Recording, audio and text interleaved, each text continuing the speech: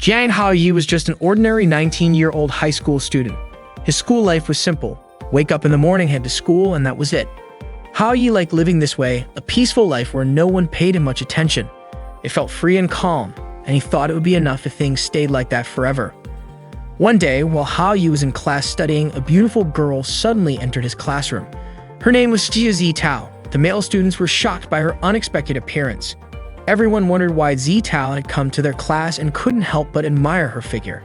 Out of nowhere, Zitao grabbed Haoyi's hand while he was daydreaming. Haoyi was stunned and couldn't understand why Zitao was holding his hand. To his surprise, Zitao looked embarrassed. She placed Haoyi's hand on her stomach and declared that she was pregnant with his baby. Haoyi was dumbfounded. He couldn't comprehend what Zitao was saying. His classmates immediately erupted in anger, shocked that someone like Haoyi could have wronged a girl like Zitao. Cameras flashed as they took pictures of him, and some even called him a scumbag.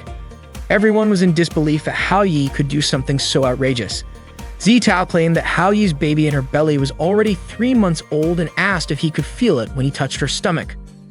Furious, Haoyi told her to stop talking as if it were true. He demanded to know who she really was and why she was claiming to be pregnant with his child since he didn't even know her. His classmates didn't believe his protests. They were livid and even threatened him. Desperate, Haoyi pleaded for a chance to explain, but Zitao cut him off. She told him there was no need to explain anything because she and their baby trusted him. Frustrated, Haoyi grabbed Zitao's hand and dragged her out, telling her they needed to talk somewhere else. News about Zitao's pregnancy quickly spread online, and Haoyi became the center of everyone's ridicule. Wherever he went, people followed him, calling him names and shouting insults. Haoyi had to hide just to get away from all the chaos. While he was hiding, Zitao suddenly appeared in front of him with a smile. She teased him, saying the baby in her belly told her that Haoyi's legs were short and he ran too slowly. She even warned him to be careful around her. Exhausted, Haoyi begged her to stop with the nonsense. That same day, the school broadcast system called for Haoyi to report to the teacher's office immediately. Feeling like he was in serious trouble, Haoyi told Zitao to wait for him on the rooftop. As he ran to the office, his classmates swarmed him, chasing him down the hallway. Strangely, Zitao watched from afar and thought Haoyi looked incredibly cool while being pursued. The students continued their chase, throwing objects at him to try and stop him. Confused about why they wouldn't let up, Haoyi spotted the janitor's cleaning supplies. Without hesitation, he grabbed a mop and stood his ground. The students laughed, mocking him for holding nothing but a mop handle. However, Haoyi threw the handle, knocking down several students in one hit. They groaned in pain, shocked by the unexpected attack. Haoyi argued that he was forced to do it since they wouldn't leave him alone. Suddenly, someone pulled him into the girls' restroom. It was Tang Suan, the sports captain, and her friends. They beat him up mercilessly. Suan demanded that Haoyi explain the news that had gone viral online. Haoyi insisted that he didn't know anything. Furious, Suan accused him of being heartless and not understanding her pain. Instead of responding, Haoyi's eyes drifted towards Suan's chest, and she punched him immediately. Annoyed, Suan reminded him that he used to call her by name when they were together, yet now he acted like he didn't know her. Her friends questioned why Suan never told them about Haoyi before. They were angry at Haoyi for making Suan cry and prepared to beat him up again. However, Suan stopped them, saying it was between her and Haoyi and they shouldn't interfere. Suan leaned down close to Haoyi, her voice suddenly soft and sweet. She told him to come clean about his relationship with Zitao, or she would do something much worse to him. Haoyi sat there, completely overwhelmed, unsure of how to escape the chaos surrounding him. Haoyi couldn't understand why Suan was doing this to him. Still, he insisted that he really wasn't close to Zitao. Hearing that, Suan hit Haoyi again. When the restroom door finally opened, Suan and her group walked out with Haoyi trailing behind them. Outside, the students were still waiting for him. Just as Haoyi stepped out, Lin Yuan, the smartest student in school, suddenly appeared, ran toward him, and hugged him tightly. Haoyi was bewildered, unsure of what was about to happen next. Yuan told Haoyi to come home with her because Xiao Hong and Xiao Ming missed him so much. Haoyi was completely confused. He had no idea who Xiao Hong and Xiao Ming were. Without warning, Yuan hit him with a book, calling him a traitor for cheating on her, even forgetting their 2 children. Just as Yuan was about to hit him even harder, Suan intervened, grabbing Yuan's hand in time. Suan declared that she was the only one allowed to do that to Haoyi. Annoyed, Yuan snapped back, saying that since the earth was formed, Hao Yi was destined to be hers. Students around them started snapping pictures of the argument between Yuan and Suan. While they were busy fighting, Hao Yi saw an opportunity and bolted. One of the students quickly noticed him escaping and alerted the others that Hao Yi was running away. Hao Yi ran for his life, but no matter where he went, people were chasing after him. With no choice, he dashed up the emergency stairs and headed to the rooftop. Zitao was already waiting for him there. Meanwhile, the students continued to chase him up to the roof, followed closely by Yuan and Suan. Yuan stopped abruptly when she saw Zitao standing there. Suan, on the other hand, demanded that Hao Yi explain everything immediately. Feeling overwhelmed, Hao Yi was cornered by everyone, especially those three girls. He didn't even understand what was happening anymore. Desperate, Hao Yi shouted that he didn't know any of the three girls. He walked all the way to the edge of the rooftop and threatened to jump off to prove his innocence. However, the crowd, already furious with him, charged forward to grab him. Left with no other choice, Hao Yi let himself off the building. As he fell through the air, Hao Yi thought the nightmare would finally end and it would all be over. But to his shock, something strange happened. A mysterious force emerged from the sky. Everything around him froze, and Hao Yi realized that time itself had stopped. Suddenly, he saw a beautiful girl appear in front of him. She looked at him and said he seemed way too calm while falling. She had actually hoped he would wet his pants. The girl introduced herself as the goddess of love and immediately asked Hao Yi if he had ever eaten a love chocolate. Confused, Hao Yi was thrown off by her words. He wondered if she was referring to a cake he had eaten before. He remembered seeing a piece of cake on the rooftop, possibly left there by someone.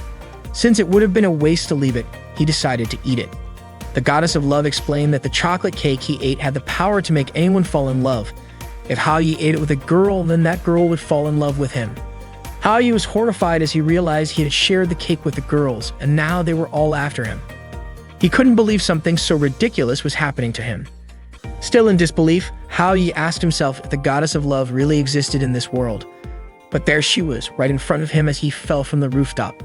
The goddess of love introduced herself as Mai Tata, explaining that she was still in training. Tata told Hao Yi he didn't need to thank her, and cheekily added that he should enjoy the happiness of being surrounded by women. Frustrated, Hao Yi snapped at Tata, yelling that his peaceful life had been completely ruined because of her. He told her that if he hadn't run away, he might have been killed, or worse, expelled and forced to become homeless. Hao Yi felt like his life was over. Tata, unimpressed, called him dramatic and insisted that his problems weren't impossible to fix. As long as Hao Yi could fulfill their wishes, the magic would disappear and Hao Yi would finally be free from them. According to Tata, it was really simple. Suddenly, Tata caught a whiff of food and was distracted. Hao Yi, irritated, said that if it was so easy, she should do it herself. Time, which had been stopped, resumed once again. The students chasing Hao Yi were in disbelief that he had actually jumped off the building. They rushed to check below, but he was nowhere to be found. They kept searching. Suan was baffled about where Hao Yi could have gone. She looked around but still didn't find him, and in the process, she bumped into Yuan. The tension between Suan and Yuan flared again as their rivalry over Hao Yi grew. Meanwhile, Hao Yi was hiding behind a tree, catching his breath as he scanned for Zitao. He was worried something terrible might happen to her. He imagined Zitao crying over him, heartbroken that he had so many other women in his life, and wondering what would happen to the baby she claimed to be carrying. Zitao, still on the rooftop, was indeed crying. When Hao Yi finally reached her, panting, Zitao was shocked but relieved to see he was okay. Hao Yi told her to meet him somewhere tomorrow. Zitao smiled and teasingly asked if this meant he was asking her out on a date. The next day, Hao Yi took Zitao to a hospital for a checkup. As they sat in the waiting room, people gave them judgmental looks. Some whispered about how kids these days had no self-control and caused all sorts of problems. Zitao leaned on Hao Yi's shoulder, and Hao Yi, staring at her, realized how cute she looked up close. Zitao asked him to take her to get the test results. Before Hao Yi could respond, Zitao commented on how kind he was and said she was sure he would make a great dad someday. The doctor suddenly appeared with the results, confirming there was no baby in Zitao's stomach. Hao Yi was ecstatic to hear this. Zitao, however, was puzzled, insisting she had felt a baby inside her. She quickly concluded it was her fault and vowed to try harder next time to get pregnant. She even suggested they buy something to speed up the process, claiming she knew all about it. Hao Yi quickly changed the subject, suggesting they visit her family to clear things up. When they arrived at Zitao's house, Hao Yi was stunned. The place was a grand mansion, practically a castle. Servants greeted Zitao, addressing her as princess. That was when Hao Yi realized Zitao came from an incredibly wealthy family. Hao Yi couldn't wrap his head around why someone as perfect as Zitao wanted him to fulfill her wishes. Zitao told Hao Yi she would always remember this day as the day he came to propose to her. Hao Yi couldn't even fathom it. Even in his wildest imagination, he was still a loser. He silently acknowledged that his life was nothing but a mess. Zitao, on the other hand, said that even if her father rejected him, she'd still be happy because Hao Yi at least tried. A maid arrived to greet Zitao and asked who Hao Yi was. Zitao was about to call in her boyfriend, but Hao Yi quickly covered her mouth. He introduced himself as a close friend of Zitao's father instead. The maid greeted Hao Yi warmly. Hao Yi was taken aback to learn that Zitao lived alone. The maid explained that Zitao's father worked abroad and never returned home, and she pitied Zitao for it. Hao Yi then decided it would be better to leave since Zitao's father wasn't around. However, the maid insisted that Hao Yi stay, saying Zitao specifically asked him not to leave. Just then, one of Zitao's guards arrived with news from the school. The school had called and reported that a student named Hao Yi had kidnapped Zitao. Hearing this, Hao Yi began sneaking out of the house, trying to make his escape. The maid said that Hao Yi's name sounded familiar to her. Zitao's guards, however, were furious at Hao Yi and prepared to beat him up. Hao Yi pleaded with them, insisting that they had misunderstood the situation, but the maid urged them to attack him anyway. Hao Yi ended up getting severely beaten. Zitao arrived just in time and ordered her guards to release Hao Yi, declaring that she and Hao Yi were in love. The guards hesitated momentarily, but one of them scoffed and said that if Zitao truly loved someone like Hao Yi, the world might as well be ending. He instructed the others to finish Hao Yi off. Once again, Hao Yi was brutally attacked. Zitao shouted that she didn't care if Hao Yi was poor or unemployed. Even if the best he could do was support her as a scavenger, she would still marry him. Despite her words, the guards showed no mercy and continued to pummel Hao Yi. Through her tears, Zitao vowed to try harder next time, even though she wasn't pregnant anymore. She encouraged Hao Yi to give it his best tomorrow as well. Hearing this, the guards became even more enraged and intensified their assault on Hao Yi. Zitao finally pleaded with them to stop torturing Hao Yi. By now, Hao Yi had been thrown against a wall and gasping for air, begged Zitao to stop talking. Zitao quickly pulled Hao Yi to his feet and dragged him into her room, slamming the door shut behind them. The guards pounded relentlessly on Zitao's door, demanding to know what Hao Yi was doing inside.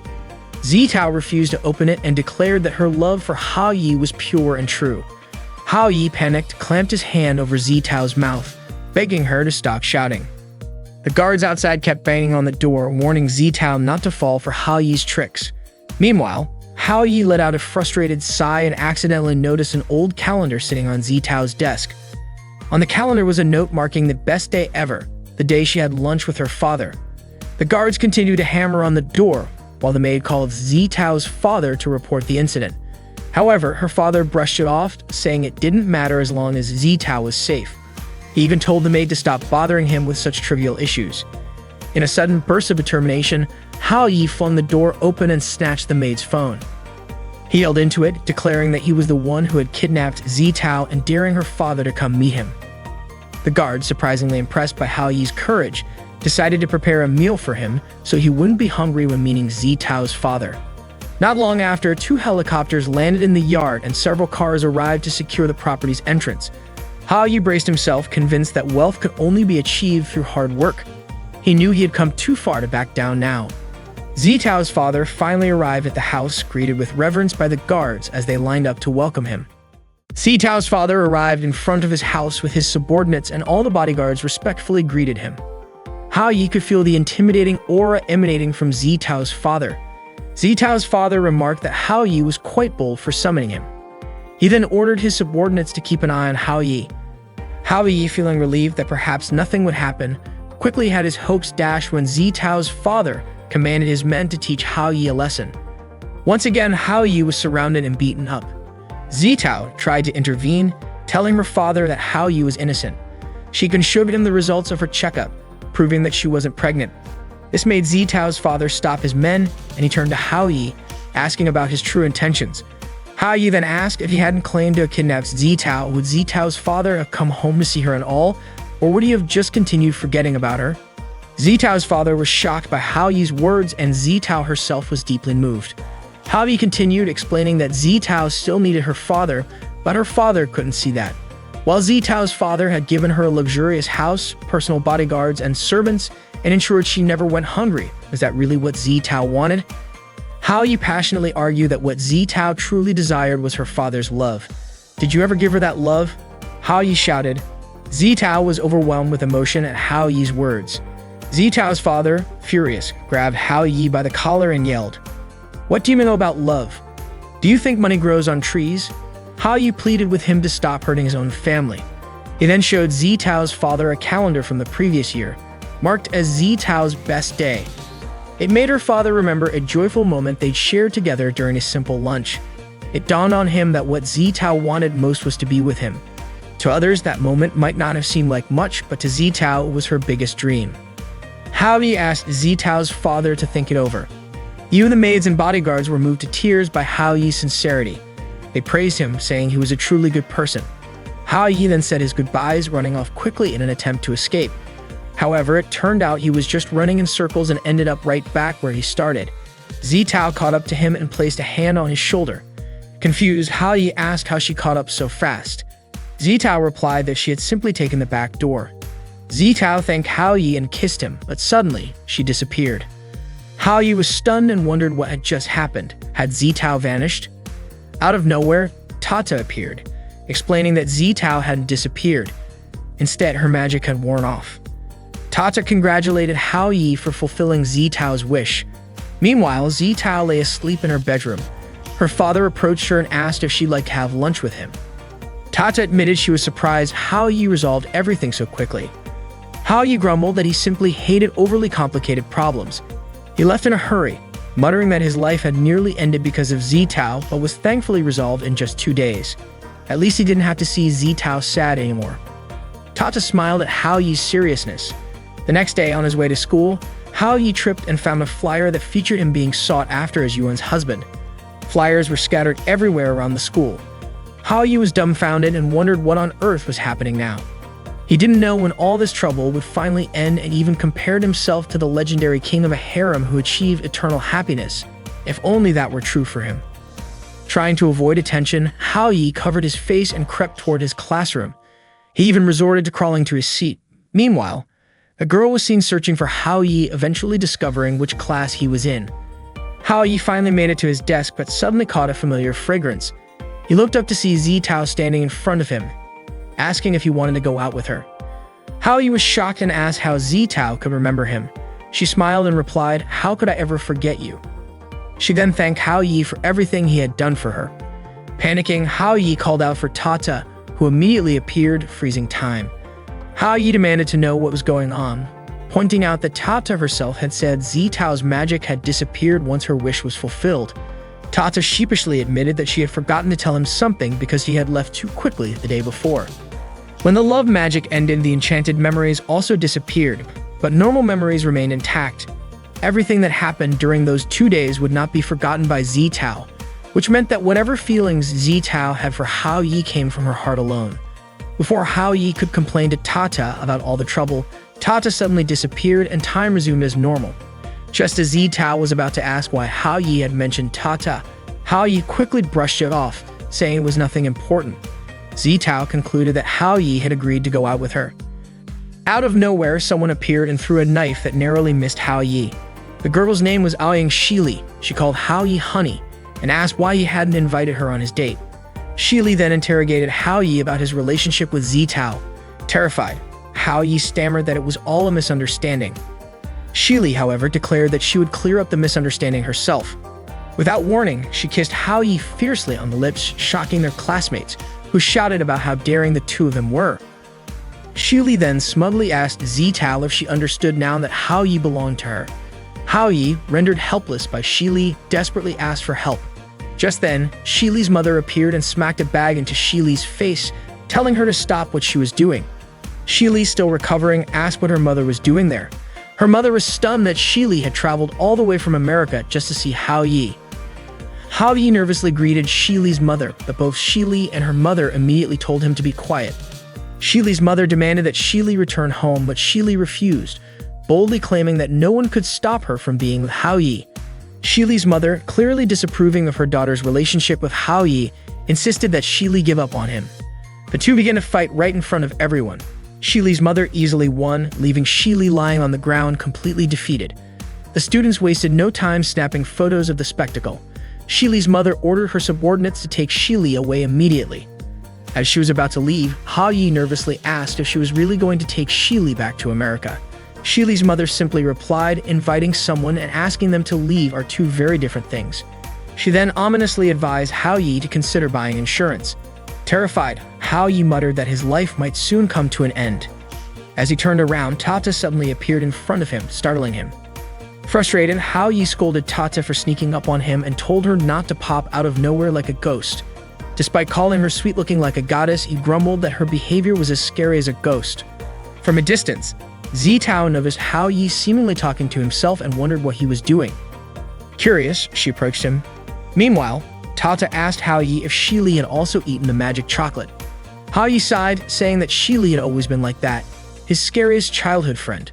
According to Hao Yi's parents, Shili and he had played together since they were babies, and they even went to the same grade school and middle school.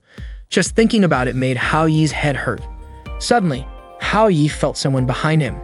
Zitao, in a panic, tried to hide behind 3 leaves, which was of course useless because Hao Yi could still see her clearly.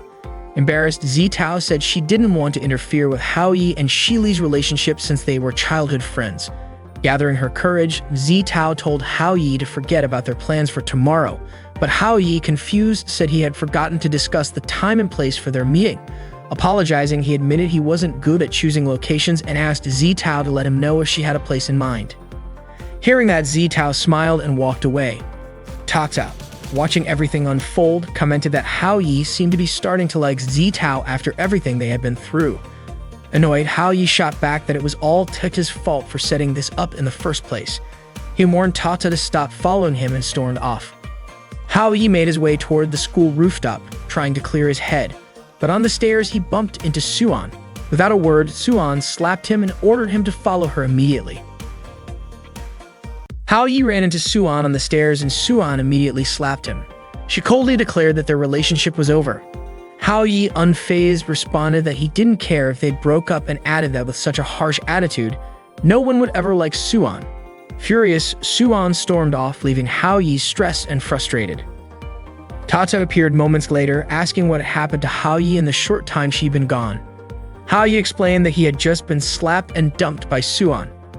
Even though Suan's feelings were fake, suddenly being dumped like that still made him upset. Hao Yi then asked Tata why Suan had decided to break up. Was it because the problem wasn't resolved? Tata smirked and said that Hao Yi clearly didn't understand women. She explained that when most women ask for a breakup, it's usually a warning sign. Tata then disappeared before Hao Yi could respond, leaving him worried that something terrible might happen to Suan. He even wondered if she might be planning to hurt herself.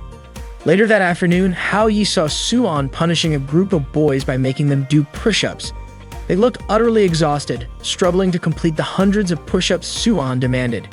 She scolded them, saying they deserved this punishment for losing a bet to the girls. One of the boys begged for forgiveness, promising they wouldn't underestimate her again. Instead of forgiving him, Suan sprayed him with water. Tata and Hao Yi watched the whole thing from a distance. Tata remarked that Suan was truly oppressive, managing to stay completely unfazed despite just having broken up. Seeing how bad the situation was, Hao Yi decided he had to step in and save the poor boys. Tata teased him, pointing out that he could barely save himself. Hao Yi approached Suan, trying to reason with her. He told her that it was just a bet and there was no need to push them so hard. Suan scoffed, mocking Hao Yi for daring to confront her after what had happened between them. The boys cheered Hao Yi on, calling him their savior, but Suan quickly silenced them by spraying them with water again. In a panic, Hao Yi grabbed the water sprayer from Suan, but in the struggle, he accidentally sprayed her instead, soaking her completely. Frozen in fear, Hao Yi braced himself, convinced that Suan would kill him. But instead, Suan looked at him and said that he was far too kind and loved everyone too much. She finally realized why Hao Yi couldn't stay loyal. With that, Suan turned and walked away. The boys, now free from Suan's punishment, celebrated Hao Yi's arrival. They couldn't believe he had the courage to stand up to her, considering how terrifying she was. Soo-an, meanwhile, headed to the bathroom to clean up. As she washed, she couldn't stop thinking about Hao-yi, muttering to herself that he was trash who didn't deserve her love. Determined to move on, she told herself that everything was over and tomorrow would be a fresh start. The next day, Hao-yi overslept and woke up to find Shili lying on his bed. Shocked, he asked what she was doing in his room. Shili, unfazed, called him honey and told him to get up already.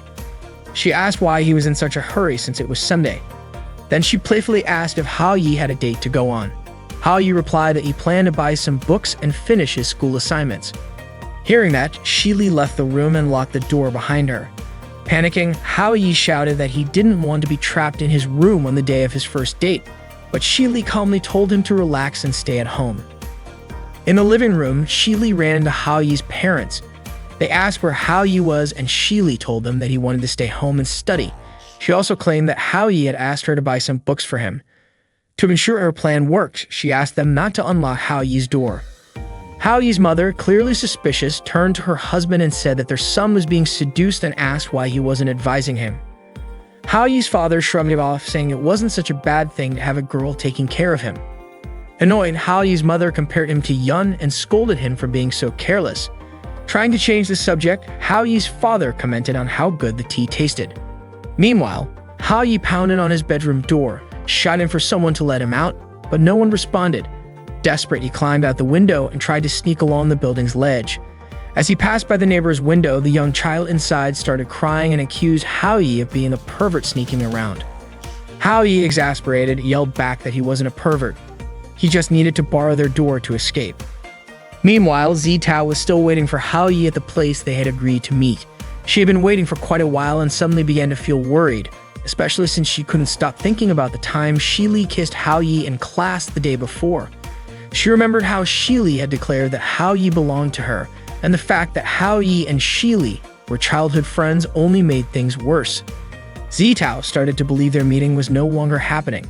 Out of nowhere, Hao-yi came running toward her, apologizing for being late because of everything that had happened at home. Zitao smiled and said it was okay, adding that she had just arrived as well. She then invited Hao-yi to have some tea with her. Hao-yi didn't expect Zitao to invite him for something as simple as tea. He had secretly hoped that she called him out to confess her feelings. Zitao, on the other hand, felt nervous and unsure whether she should say something. She was completely flustered, not knowing what to say because it was her first time going on a date with a guy. Her heart was pounding so hard that she worried Hao-yi might notice.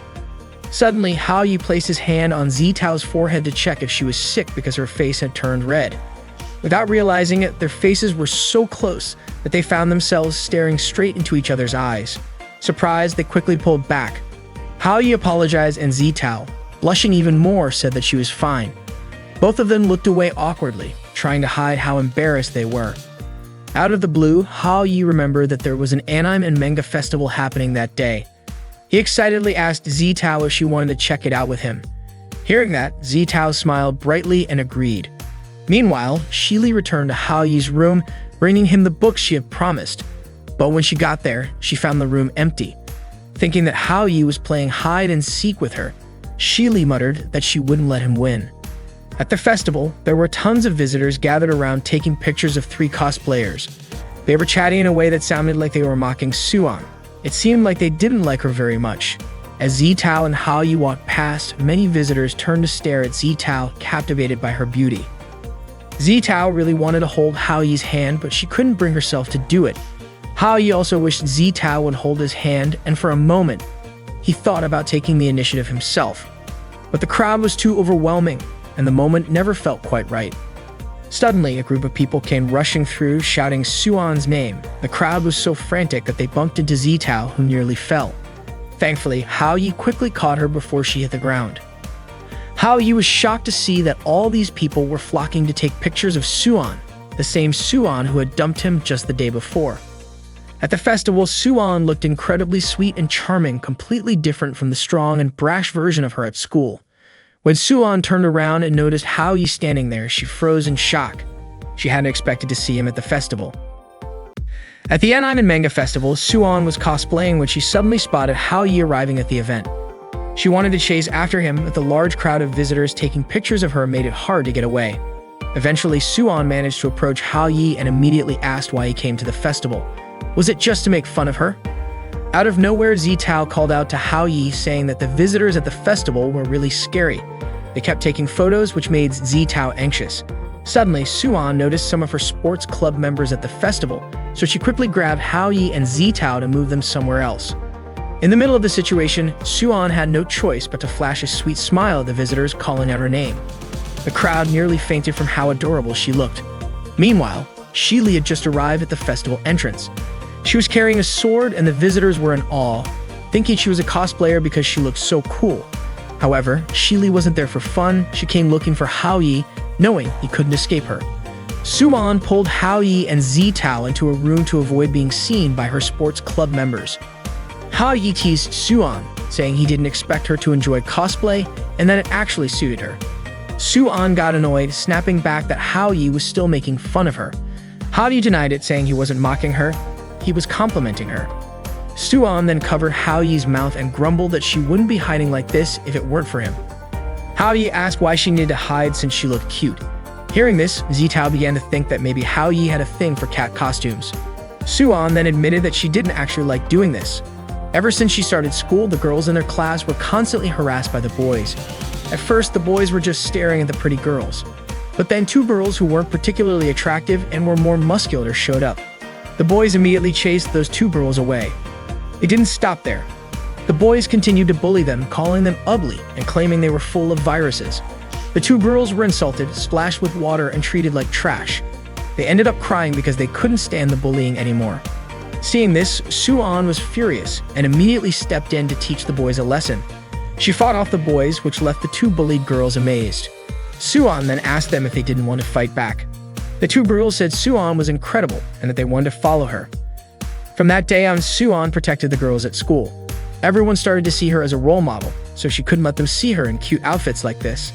If they ever did, they'd feel disappointed, thinking she was just messing with them. They would probably abandon her, leaving her completely alone. Hao Yi pointed out that even though Suan's intentions were good, she was still hiding her true self from others. He told her that she should show people who she really was instead of living in hiding like this. Suan shot back, saying someone like Hao Yi would never understand her feelings. She then called him a Capricorn and added that she absolutely hated him. Confused, Hao Yi asked what being a Capricorn had to do with anything. Suddenly, an announcement came over the loudspeaker saying that the 12th River City Women's Competition was about to start. Zitao quickly reminded them that the cosplay competition seemed like it was starting soon. However, Suan said it was pointless because the competition required 3 participants to enter. If they didn't have 3 people, they couldn't compete, which was why she always came alone to defend her title. But now she no longer had the right to participate. Zitao seemed to understand the situation and then came up with an idea. Since they needed 3 people, she suggested that she and Hao Yi join Suan to compete together. Suan was surprised that such an idea could work. However, Hao Yi thought it was impossible since he was a guy. But Suan didn't care. She immediately dragged Hao Yi to the dressing room to get him ready as a female cosplayer. While they were busy transforming Hao Yi, Shili spotted them. With a bit of persuasion, Hao Yi finally transformed into an incredibly adorable female cosplayer. Suan commented that Hao Yi looked so pretty, even she felt jealous of him. Zitao also agreed, saying Hao Yi looked stunning. When Hao Yi stepped out of the dressing room and saw himself in the mirror, he was completely shocked by his appearance. He practiced greeting the visitors with cute gestures and introduced himself as Gai. However, he couldn't help but feel disgusted with himself for acting that way. Unbeknownst to him, Shili was snapping photos of him from afar. Annoyed at Hao Yi for lying to her, she still couldn't help but admire his cross-dressing. She thought it was so cute that she could just eat him up in one bite. Shili decided she had a new plan to have some fun with Hao Yi. Suddenly, Suan burst into tears after discovering that the outfit she planned to wear for the competition had been torn. Zitao wondered who could have done something so cruel to Suan. Hao Yi recalled that there were people who didn't want Suan to win, so they resorted to dirty tricks like this. Hao Yi asked Suan why she didn't just wear another outfit since this one was ruined. However, Suan misunderstood him, thinking he was implying that someone like her wasn't suited to wear something like that. Hao Yi immediately clarified that he didn't mean it that way, but Suan, now upset, snapped that she didn't need his pity. She cried and ran off, leaving Hao Yi calling after her, but he couldn't stop her. The ones who ruined Suwon's outfit were the same girls who had been gossiping about her in the lobby earlier. They had planned this sabotage so they could win the competition themselves. Haoyi asked Zitao if Suwon's outfit was expensive.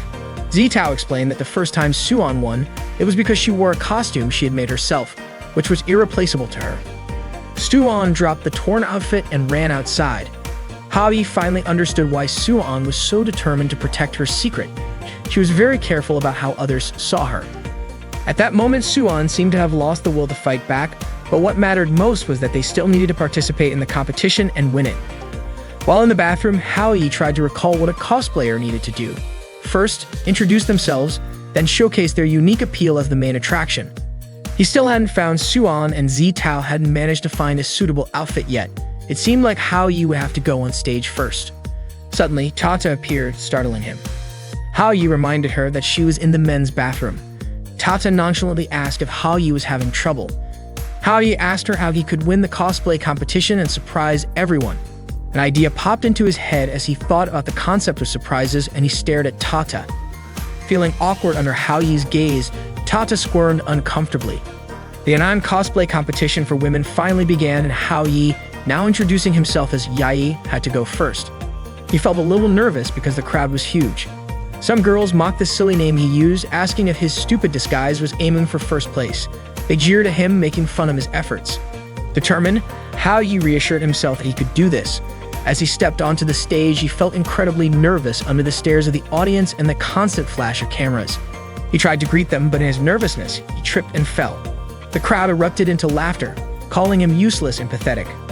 Haoyi froze for a moment, but then suddenly put on the cutest face he could muster, smiled sweetly, and told them to stop yelling at him. The entire crowd was stunned. They immediately started praising him, exclaiming how adorable he was. In an instant, they all fell for Haoyi's charm. The girls who had mocked him earlier realized that the competition wasn't just about scoring points. Popularity was what truly mattered. Haoyi had managed to win the crowd over. He promised himself that next time he'd do even better and left the rest to Suwon and Zitao. He wasn't going to give up. Meanwhile, Tata was searching for Suwon, but she was having a hard time because everyone at the event looked so similar. Zitao was still running around frantically, trying to find where Suwon had gone. Haoyi begged the host to give him more time to wait for his two friends.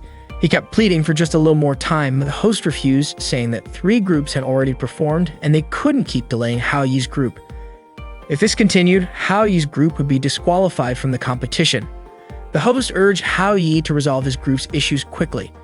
He then announced that the next group to perform was Haoyi's. Haoyi stepped onto the stage and stood frozen for a moment, prompting the host to ask why he was just standing there. The crowd started chanting Suwon's name over and over. From above, Suwon could see Haoyi. Gathering his courage, Haoyi finally spoke up to calm everyone down. Then he began to sing in his cutest style. The audience loved it, but they continued shouting for Suwon, demanding that she appear on stage. Hearing the crowd scream for Suwon made Haoyi stop singing. Backstage, the 3 cosplayers who had sabotaged Suwon's costume were watching Haoyi perform. They were confident the audience would quickly grow bored of Haoyi's performance, even calling it a clown act. The audience kept shouting for Suwon to appear, and Haoyi pleaded with them to listen. He explained that he had come to the festival with a friend and said he thought Suwon was the one suffering the most. To avoid hurting anyone's feelings, Suwon always tried to hide her true self, but no one realized just how much she hid the things she loved. Haoyi went on, saying that he had seen how much Suwon truly enjoyed cosplaying. Though it shocked him at first, he wanted to tell Suwon that when she was in cosplay, she was the most confident and natural version of herself that he had ever seen. Haoyi then shouted, asking where Suwon was and if she could hear him. He begged her to come out. Suddenly, the railing above the stage broke and Suwon fell. The crowd gasped in fear, worried something terrible would happen to her. At that moment, time seemed to stop. Haoyi moved effortlessly, catching Suwon and pulling her into a hug. Miraculously, they both transformed into new costumes. The crowd erupted into cheers, amazed at Haoyi and Suwon's incredible appearance. People in the audience speculated that they must have had tons of sponsors and spent a fortune on their costumes. Cameras flashed non-stop as everyone took pictures of them. Haoyi turned to Suwon, asking if she was okay. The host announced that it looked like they already had their winner since the crowd's reaction was so enthusiastic. In the middle of the audience, Zitao watched Hao Yi and Suan's performance and admitted that it was truly amazing, though she couldn't help but feel a little sad that she wasn't the one up there.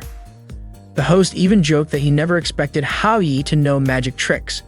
Suan looked at Hao Yi and said it didn't seem like magic at all, demanding that he explain what had really happened. Hao Yi, however, couldn't bring himself to tell her. Tata, watching from backstage, sighed in relief, grateful that everything had been done just in time. Meanwhile, Shili was watching Hao Yi and Suan from behind the stage, annoyed that Suan had suddenly gained so much confidence after Hao Yi changed her look. Calling Suan slag, Shili muttered that she wanted to cut Suan in half. Suddenly, Shili overheard some girls talking about Suan. They were surprised Suan had still performed even after they had torn her costume. They admitted that Hao Yi looked really cute and even discussed inviting Hao Yi to join their group next time. They couldn't stop gushing about how sweet Hao Yi was. Hearing this, Shili grew furious. Realizing that these girls were planning to steal Hao Yi, she decided to teach them a lesson. In the dressing room, Suan was visibly exhausted after the competition. Hao Yi asked her if she was okay, reminding her that they had won. Suan scolded Hao Yi for being in the women's dressing room and told him to leave. Hao Yi explained that his clothes were inside the room. Suan told him to wait outside and said she would change first. Hao Yi insisted that he should go first since he could change quickly, but Suan refused. They began bickering over who should change first. In the middle of their squabble, Suan shoved Hao Yi. Suddenly, they found themselves undressed and face to face. Suan froze for a moment before slapping Hao Yi across the face. Suan quickly shut the door, but Hao Yi shouted that his clothes were still inside. Without hesitation, Suan threw his clothes and shoes out at him, slammed the door shut again, and called him a pervert. Just then, Tata approached Hao Yi and asked if he was in trouble. Frustrated, Hao Yi snapped at her, asking how she could even ask such a question. After all, wasn't she the one who had caused all this mess? Tata froze in shock, only to realize Hao Yi was undressed. Embarrassed, she covered her eyes and told him to get dressed quickly out of respect for the goddess who had helped him. Hao Yi, still annoyed, blamed Tata for not warning him that the outfit would disappear after some time. Apologetic, Tata admitted she wasn't very skilled with magic and often made mistakes when nervous. She confessed she had the lowest rank among all her peers. Hao Yi softened and reassured Tata that it wasn't her fault. He admitted that if she hadn't shown up at the right moment, he wouldn't have been able to save Suan. Hao Yi then thanked Tata, acknowledging that it was thanks to her always watching over him. Tata found herself marveling at how strange humans could be. Zitao then approached Hao Yi, inviting him to head home. Hao Yi suddenly realized he had forgotten about her entirely. He asked if Suan would be joining them on the way back, but Suan told him to go ahead without her. Curious, Suan asked why Hao Yi would even consider inviting her to walk home with him. Little did she know 3 girls who had earlier sabotaged her outfit were trapped inside the wardrobe where she had changed. Apparently, Shili had locked them in there. Meanwhile, Hao Yi only escorted Zitao as far as the station because he had something else to do. Zitao assumed it must be related to Suan. Before parting ways, Zitao thanked Hao Yi for walking her to the station, saying she had a wonderful day. As she left, Hao Yi found himself thinking about how considerate Zitao was. Still, his mind wandered back to Suan. How was she doing? As Suan walked out of the building alone, Hao Yi suddenly called out to her. She turned around, scanning for the source of the voice. Spotting Hao Yi by himself, Suan asked where Zitao was. Hao Yi explained that he had sent Zitao home without him because there was something he wanted to talk about with Suan. Surprised, Suan asked if Hao Yi felt sorry for her. Without missing a beat, Hao Yi invited Suan to come over to his place and stay the night. Furious, Suan slapped Hao Yi across the face and called him a pervert. She ran off, shouting that she didn't want to talk to him ever again. As he rubbed his cheek, Hao Yi realized that the love spell on Suan must have worn off now that his wish had been fulfilled. Still, he wondered when Suan would ever show her true self. That night, Hao Yi arrived at a woman's house. When she opened the door, she immediately commented on how long it had been since Hao Yi had visited, especially at such a late hour. Smiling, she invited him inside. That night, Hao Yi went to the home of his teacher, Jiran. Ran opened the door and commented on how long it had been since Hao Yi last visited her, especially considering it was already late at night. She invited Hao Yi in and he asked if she was also staying up late. Hao-yi was startled when he saw Ron's revealing outfit and asked if she could wear something a bit more modest. Rain responded by asking what exactly Hao-yi was worried about, especially since it was just the two of them in the house. It became clear to Hao-yi that Rain hadn't changed at all. Rain's house was a complete mess, filled with trash from food and drinks. Hao-yi couldn't believe how long it had been since Ron last cleaned. He was suddenly shocked to see a bride lying on a chair. He thought to himself that it was no wonder Ron was still single. Her life was so chaotic. The sink was overflowing with dirty dishes and her fridge was empty. Hao-yi remarked that even a mouse would starve if it lived in her house. Ray then asked why Hao-yi had come to see her. Was it because his new girlfriend, Shili, was bothering him again? Hao-yi quickly clarified that Shili wasn't his girlfriend. She was just a childhood friend. When they were kids, Shili used to cry because Hao-yi was always better at everything, even though she tried her best, but still couldn't surpass him. To comfort her, Hao-yi told Shili she would definitely do better one day. A few days later, Hao-yi noticed something strange about Shili. He was puzzled as to why she kept chasing him and hitting him. Shili yelled at him, accusing him of lying to her. Hao-yi had told her that her grades would surpass his, but reality didn't match his words. Frustrated, Shili demanded Hao-yi tear up his exam papers so they could compete on a level playing field again. Of course, Hao-yi refused and chose to run away instead. This made Shili even angrier with him. In middle school, Hao-yi's grades remained higher than Shili's, which annoyed her to no end. She started hitting him again and even threatened him not to upset her further. Since then, Hao-yi decided to intentionally let Shili win. Shili was delighted by her victories, and the two of them managed to get through middle school without further problems. However, during summer classes, Shili shouted from outside the classroom, saying she didn't care if Hao-yi's grades weren't as good as hers. She wanted him to go to America with her, and she would cover all the expenses. Hao-yi opened the classroom window and told Shili to stop as he had no intention of going with her. The other students gathered around, curious about the commotion. Shili suddenly proposed a bet. If her grades were better than Hao-yi's in the next exam, he would have to go to America with her and attend school there. In the following exam, Hao-yi achieved the highest score. His classmates were surprised by his sudden improvement. Shili confronted him and asked if he hated her or if he truly didn't want to go to America with her. Hao-yi assured her it wasn't like that and asked her not to misunderstand. Shili started crying and walked away. Hao-yi couldn't help but wonder if Shili's life was more difficult than he realized. Ray then asked if Hao-yi was tired of always letting Shili win. Hao-yi replied that in the next exam he would try even harder, and if there was anything he didn't understand, he would call Ran for help. Ran was shocked, saying it had been a long time since she'd seen Hao-yi so serious. She offered him a drink, which he accepted. That same night, Zitao wanted to send a message to Hao-yi but couldn't decide what to write. Suddenly, Hao-yi messaged her first.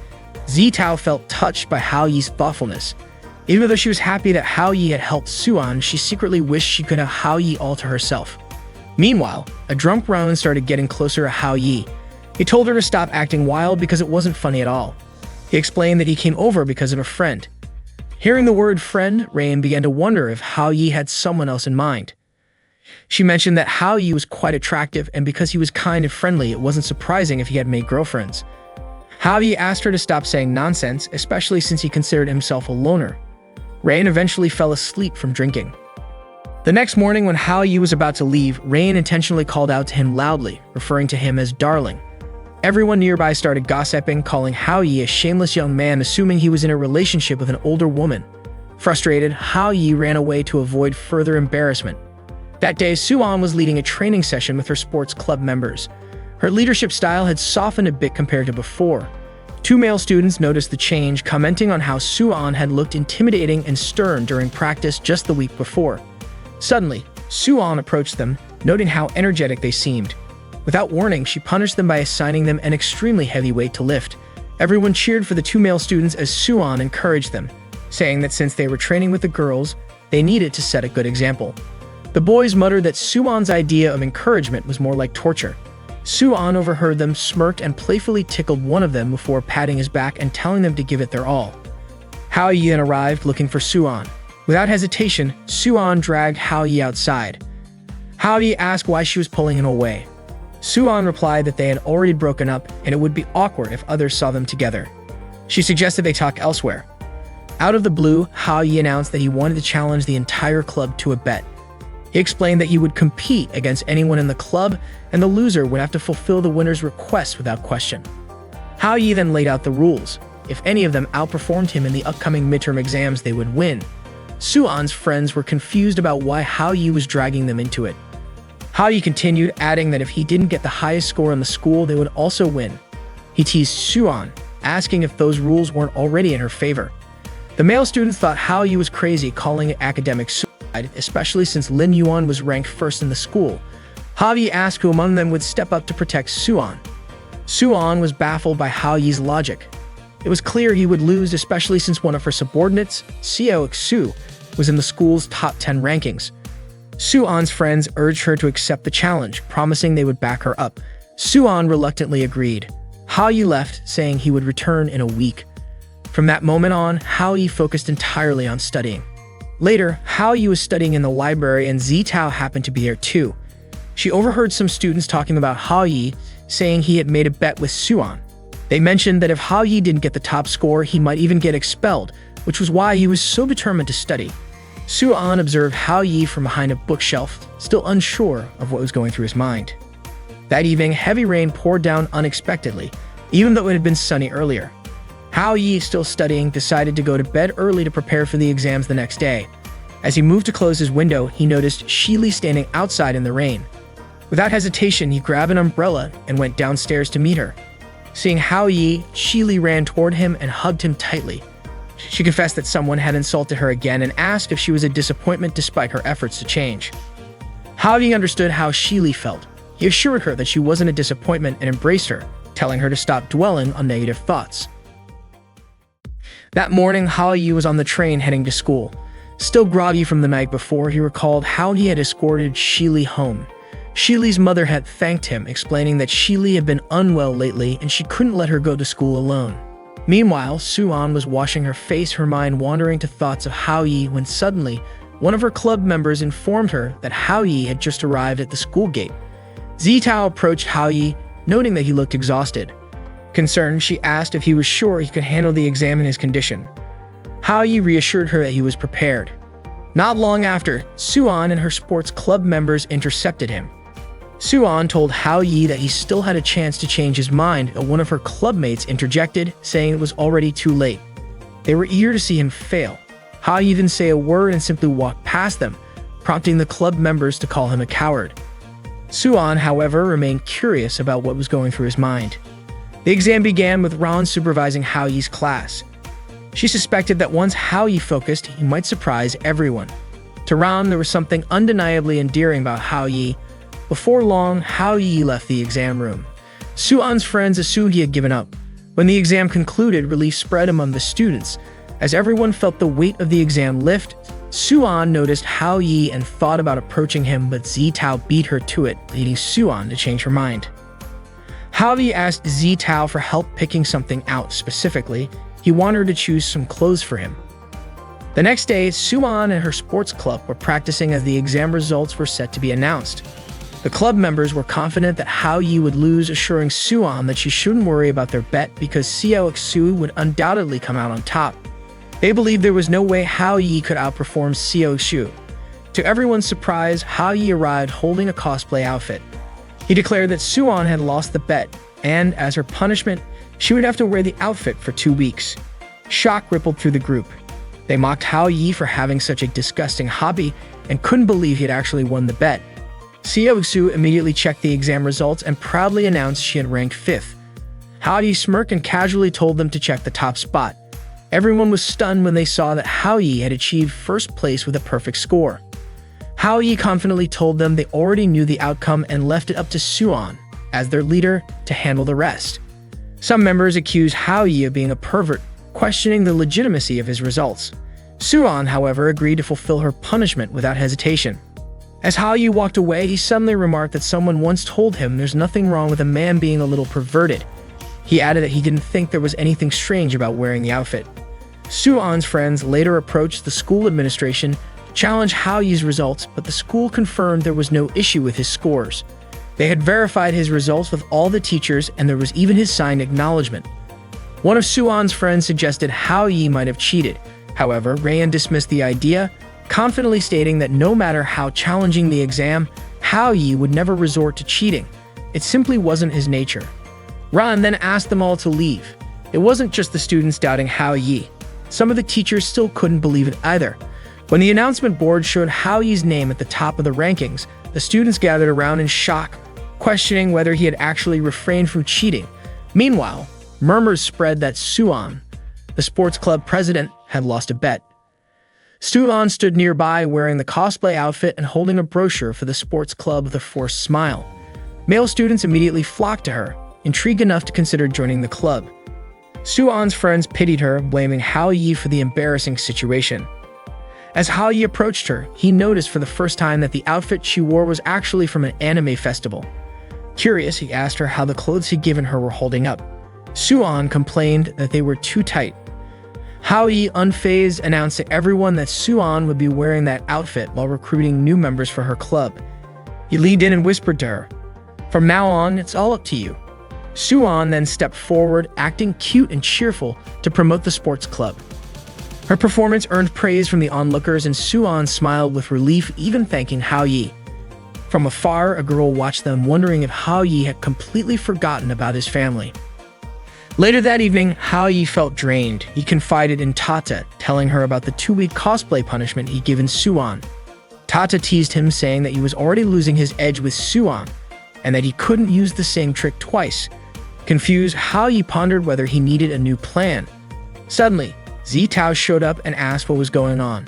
Hao Yi dismissed her question, saying he was just feeling hot and trying to cool off. Right then, Suan arrived and threw the outfit Hao Yi had given her at his feet. Furious, she accused him of humiliating her because the clothes were clearly made for a child. Hao Yi tried to explain himself, turning to Zitao for backup, but Zitao, visibly nervous, excused herself, saying she had to leave for dinner with her dad. Seeing Hao Yi's apologetic face, Suan cracked a smile and told him she forgave him. Despite the bizarre circumstances, Suan admitted to herself that she felt happy. Hao Yi, too, smiled, reaffirming to himself that maybe there really wasn't anything wrong with a man being a little mischievous.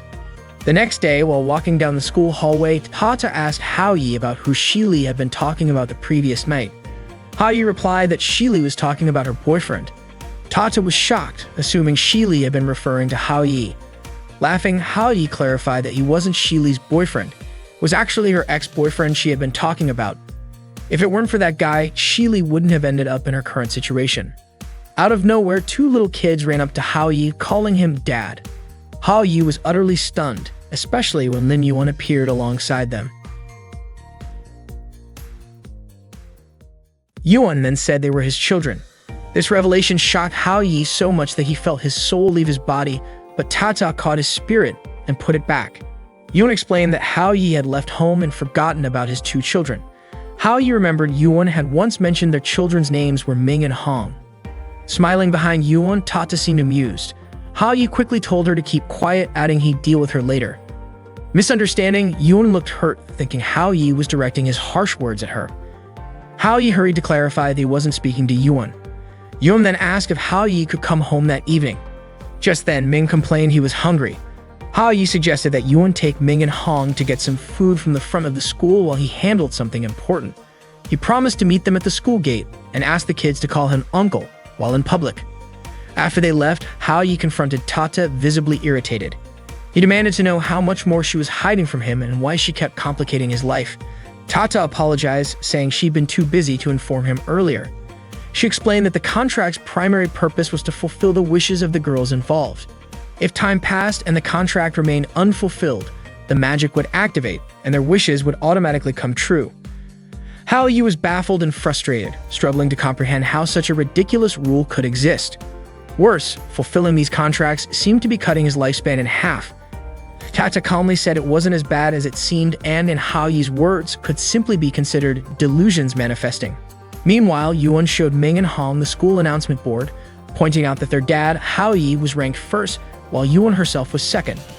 Hong praised both of them for being so amazing. Ming quickly reminded Hong to refer to Hao Yi as uncle, and Hong nodded, agreeing to comply. Yuan then received a phone call asking her to report to the office immediately. Before leaving, she instructed Ming and Hong to stay put and not wander off. The 2 kids promised to follow her instructions. However, as soon as Yuan left, Ming dashed off, announcing he would find Hao Yi. Hong, alarmed, chased after him. When Yuan returned and found her children missing, she panicked and ran to Hao Yi to inform him. Apologizing profusely, Yuan explained that Ming and Han had disappeared while she was gone for a short time. Hao Yi reassured her, promising to search for them around the schoolyard. He asked Yuan to wait by the school gate, as the children might have returned there. Hao Yi assured her nothing bad would happen. Elsewhere, Zitao was strolling through the school grounds when she noticed Hong crying. She stopped and gently asked Hong why she was upset. Hong explained that she couldn't find her uncle. Zitao immediately offered to help her search, which made Hong light up with gratitude. Meanwhile, Ming had finished a canned drink and wandered into the school's chemistry lab.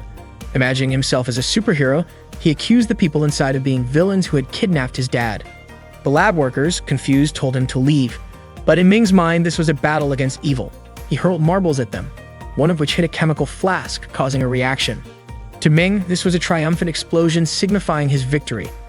Afterward, Ming slid down the staircase railing, gleeful about his imaginary success. At the same time, Hao Yi was searching frantically for Ming. The school's operator spotted Ming on the CCTV and was shocked to see a child wandering around campus. They broadcasted an announcement about the child's presence, catching Hao Yi's attention. Two students walking nearby were discussing the announcement, and Hao Yi asked if they'd seen where the child had gone. They pointed him in a direction, and Hao Yi hurried off to search. Ironically, Ming passed right behind him while he was looking elsewhere. When Hao Yi heard the sound of a door closing, he quickly turned to look and realized it was the girls' locker room. Hesitating, he peeked inside, spotting Ming hiding under a table in the middle of the room where several girls were changing. Hao Yi wanted to go in and get Ming out, but he feared being attacked again for looking like a pervert. He even considered leaving Ming there, trusting that a little kid like him wouldn't do anything wrong. Suddenly, a hand tapped Hao Yi on the shoulder, startling him. It was Tang Xuan, who immediately demanded to know what he was doing sneaking around. Without waiting for an explanation, she punched him. Meanwhile, Zitao offered Hong a drink and learned that the uncle Hong was searching for was Hao Yi. This revelation delighted Zitao because it gave her another reason to approach him. She invited Hong to continue searching together, but their attention was caught by a group of students gossiping about Hao Yi causing trouble in the gym. Worried, Zitao decided they needed to check it out. Back in the locker room, Hao Yi had been caught peeking and was now surrounded by angry girls. He tried to explain, saying the situation wasn't what they thought, but Suan interrupted him, demanding an apology. If Hao Yi apologized to the girls, Suan said she would let him go. Hao Yi begged them to hear his explanation, but the crowd wasn't interested. Just then, Ming appeared, declaring he would rescue Hao Yi. He ran into the room and pulled on Suan's clothes, startling her and causing her to hastily cover herself. One of the students pointed out that Ming was the child who had caused all the commotion. Hao Yi pleaded with the girls not to blame Ming and insisted they hold him accountable instead. Zitao and Hong arrived at the scene, and Hong immediately ran to Ming. A friend of Suan accused Hao Yi of being a voyeur and threatened to attack him. Hao Yi, forgetting his own predicament, tried to act like a hero for Ming. Suan told her friends to teach Hao Yi a lesson. While all of this unfolded, Yuan waited at the school gate until the dismissal bell rang. Hao Yi eventually showed up with Ming and Hong and Tao. Yuan immediately hugged the children, relieved they were safe. Hao Yi reassured her that there was nothing to worry about. They were fine. Out of nowhere, Tata appeared, calling Hao Yi an exhausted parent and offering to give him a special reward by lightly pounding on his back. Hao Yi suggested it would feel better if she massaged his shoulders instead. Hearing this, Yuan stood up and began massaging Hao Yi's shoulders, but Hao Yi quickly told her he wasn't asking her to do it. Hao Yi then told Yuan there was something important she needed to understand. He asked her to take a good look at Ming and Hong, who appeared to be around 7 or 8 years old. Yuan nodded. Hao Yi pointed out that neither of them was even 20 years old yet. He asked Yuan to think about the math. 20 minus 8 equals 12. It was impossible for him to have fathered those kids at 12 years old. But Yuan remained convinced that Ming and Hong were their children. Hao Yi couldn't understand how she could believe such a thing. Tata chimed in, explaining that it was the power of magic.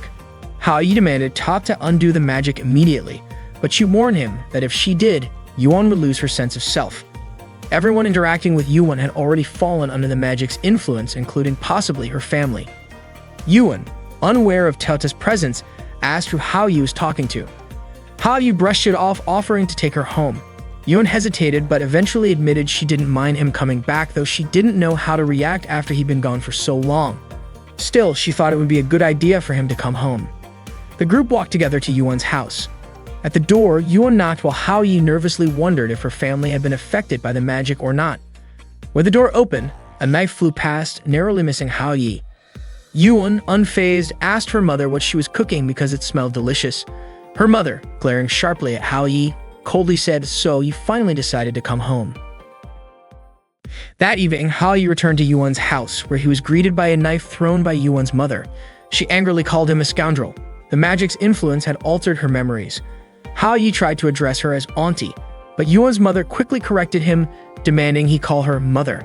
She scolded Hao Yi for being away from home for several days, questioning if he'd forgotten how to properly address her, and insisted he say it again. Yuan's mother continued to berate Hao Yi, while Yuan tried to shield Ming and Hong's eyes from witnessing the scene. Yuan asked her mother to stop because Ming and Hong needed to finish their homework after dinner. Reluctantly, her mother backed down, told Hao Yi to come inside, and invited him to dinner.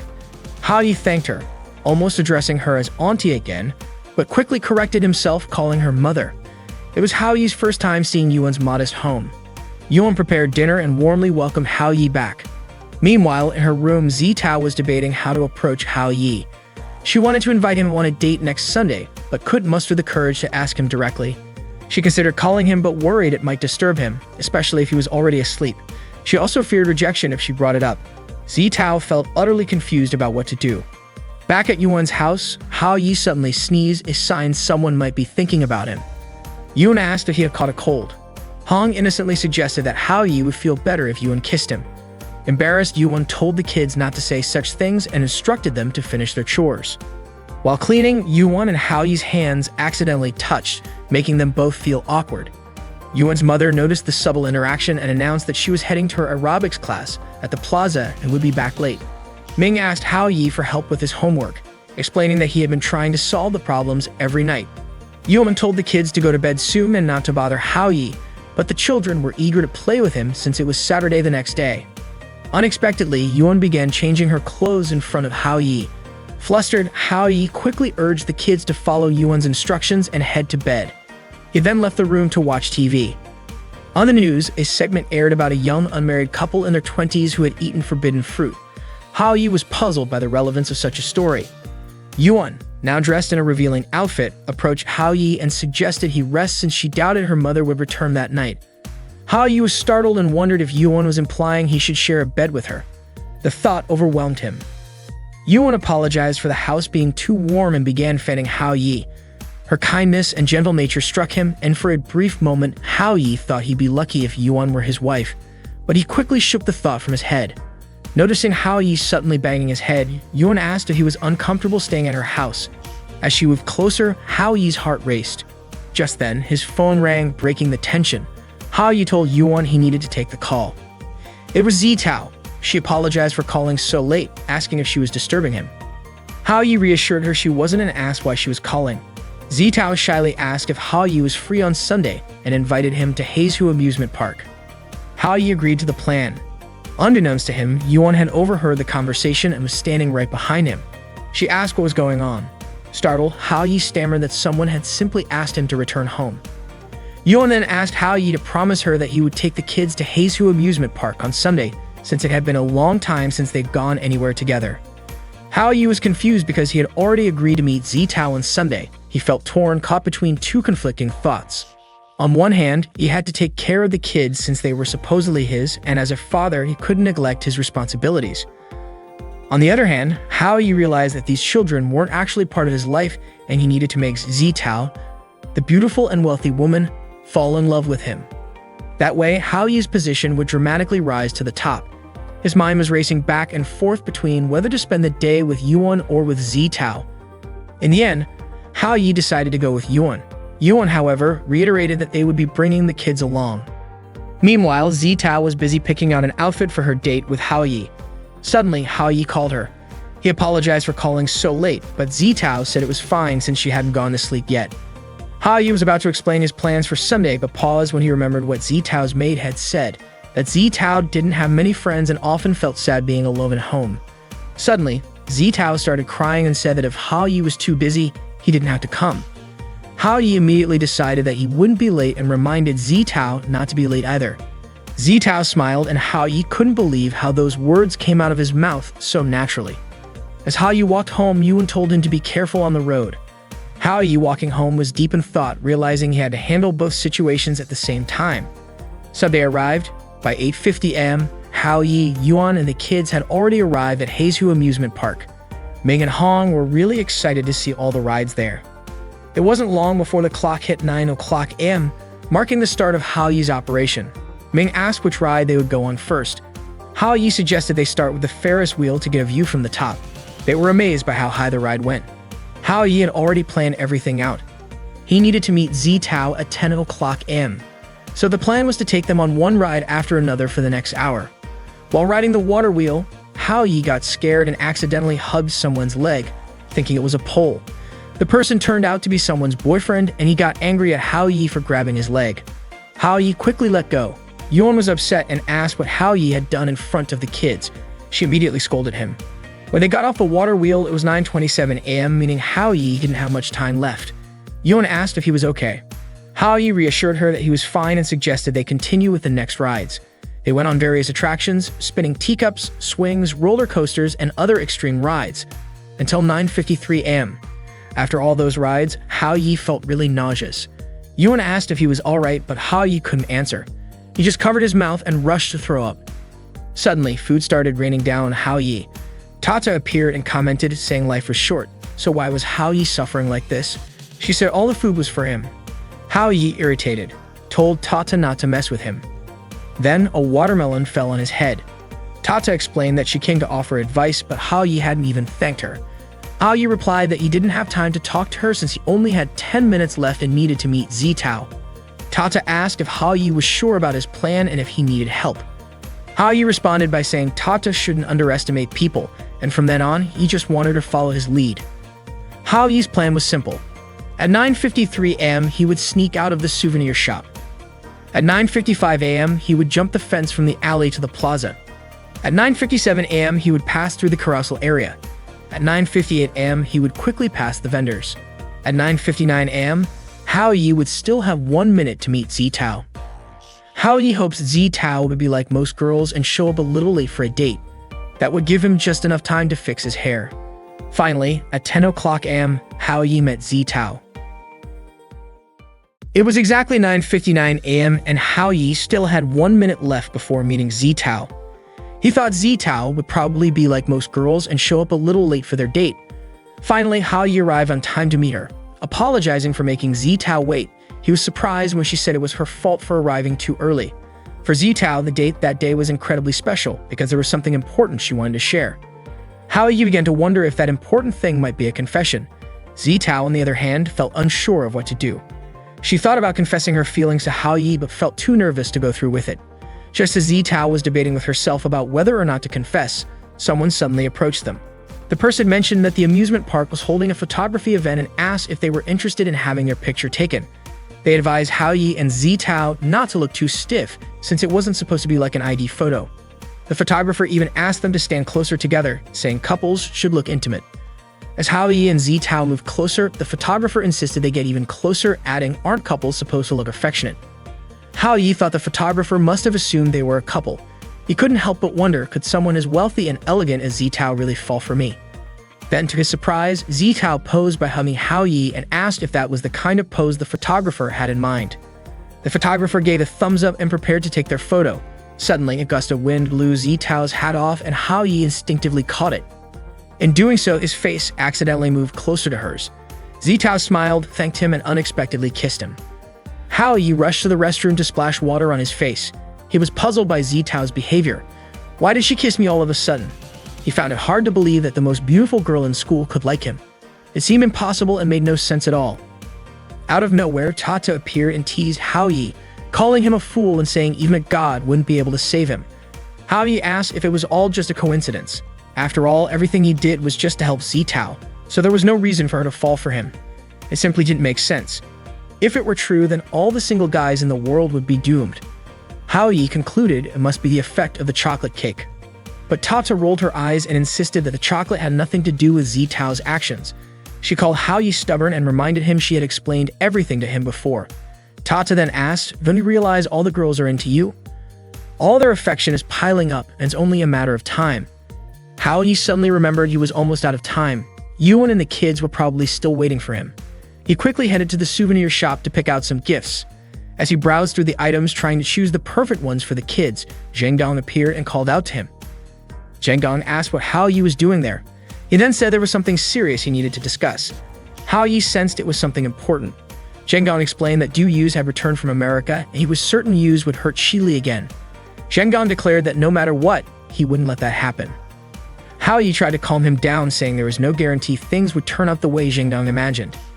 Zheng Dong then surprised Hao Yi by saying he was entrusting Shi Li to him. Hao Yi protested, pointing out that Zheng Dong was the one who liked Shi Li, so he should be the one to handle it. Zheng Dong hesitated and explained he couldn't go because of his friend's wife, adding, "I'm not that kind of guy." He placed his trust in Hao Yi to look out for Shi Li. Just then, Hao Yi noticed Suan in the same store. He called out to her, and she asked why he was there. Hao Yi explained he was talking to his friend, but Suan's companion didn't believe him. They accused Hao Yi of being a pervert, insisting he must have been following Suan. Hao Yi denied it, trying to convince them it wasn't what they thought. Suddenly, Zitao called him. At that moment, Hao Yi found himself dealing with 3 women at once: Zitao, Suan, and Yuan. He was racking his brain over how to divide his time between them, especially since both Zitao and Yuan had been waiting for him for quite some time. He had no idea what to do. Suan noticed Hao Yi's restless expression and asked why he seemed so anxious and what was on his mind. Without hesitation, Hao Yi grabbed Suan's hand and said he needed her help. Suan's friend, however, became furious and immediately told Hao Yi to let go of Suan's hand, thinking he was doing something inappropriate to her. Hao Yi tried to explain that it was just a misunderstanding. Meanwhile, Zitao kept calling him, but Hao Yi wasn't answering. Zitao began to wonder if she had scared Hao Yi away. Feeling uneasy, she decided to leave. Just as she was about to go, someone appeared in front of her. She thought it was Hao Yi, but it turned out to be Suan. Surprised, Zitao asked why Suan was there. Suan explained that Hao Yi had something urgent to take care of and was in a big rush, so he had asked her to keep Zitao company. Suan also admitted she was curious about what Hao Yi was up to. Zitao thanked Suan for staying with her. Suan sat down next to Zitao and told her not to worry about Hao Yi. She complimented Zitao's outfit, saying she looked beautiful that day, then asked if Zitao and Hao Yi were on a date. Embarrassed, Zitao quickly clarified that they weren't dating and had only run into each other by chance. Suan chuckled and said Zitao didn't need to explain herself. Smiling, she teased that she felt guilty for stealing time that Zitao could have spent alone with Hao Yi. In truth, Suan was frustrated with Hao Yi but tried not to show it. Zitao, in turn, complimented Suan, saying she looked lovely too. Suan dismissed the compliment, saying she wasn't dressed up since she was only there to relax. Zitao teased her, pointing out that she looked a little shy, but Suan refused to admit it. She instead invited Zitao to have some fun together. Meanwhile, Hao Yi had made it to the carousel, where he met up with the kids. He handed them stuffed animals as gifts and apologized for making them wait so long. However, Hao Yi was surprised to see Hong crying. Yuan explained that Hong had wanted to win an ice cream for Ming in a coloring contest, but didn't succeed. Hao Yi reassured Hong, telling her not to worry because he would buy ice cream for them instead. Yuan suddenly commented that since Hao Yi had recently been laid off from his job, it must be tough for him to adjust. She urged him not to push himself too hard. Just then, Ming spoke up, saying she didn't want ice cream anymore. Yuan smiled warmly and called Ming a sweet child. Watching the touching scene between them, Hao Yi felt a mix of emotions. He understood Yuan's struggles and helplessness, but was also moved by the children's kindness and thoughtfulness. Determined to lift their spirits, Hao Yi suggested that he and Ming try to win the ice cream together. With renewed enthusiasm, Hao Yi, Yuan, and the kids put their hands together and cheered as a team. Nearby, an announcement was made for a parent and child quiz competition about to begin. Parents and their children started getting ready for the event. The host took the stage and prepared to ask the first question. What does DNA stand for? Hao Yi quickly pressed the buzzer and answered the question correctly. The next question was, how many dreams are described in the literary work Dream of the Red Chamber, a classic from the Qing dynasty? Hao Yi immediately gave the answer without hesitation. Other participants objected, claiming they hadn't even heard the full question before Hao Yi answered. Ming, however, beamed with pride, declaring Hao Yi was amazing. The other participants were puzzled when Hao Yi correctly answered a question about Cameroon being in the UTC+1 time zone.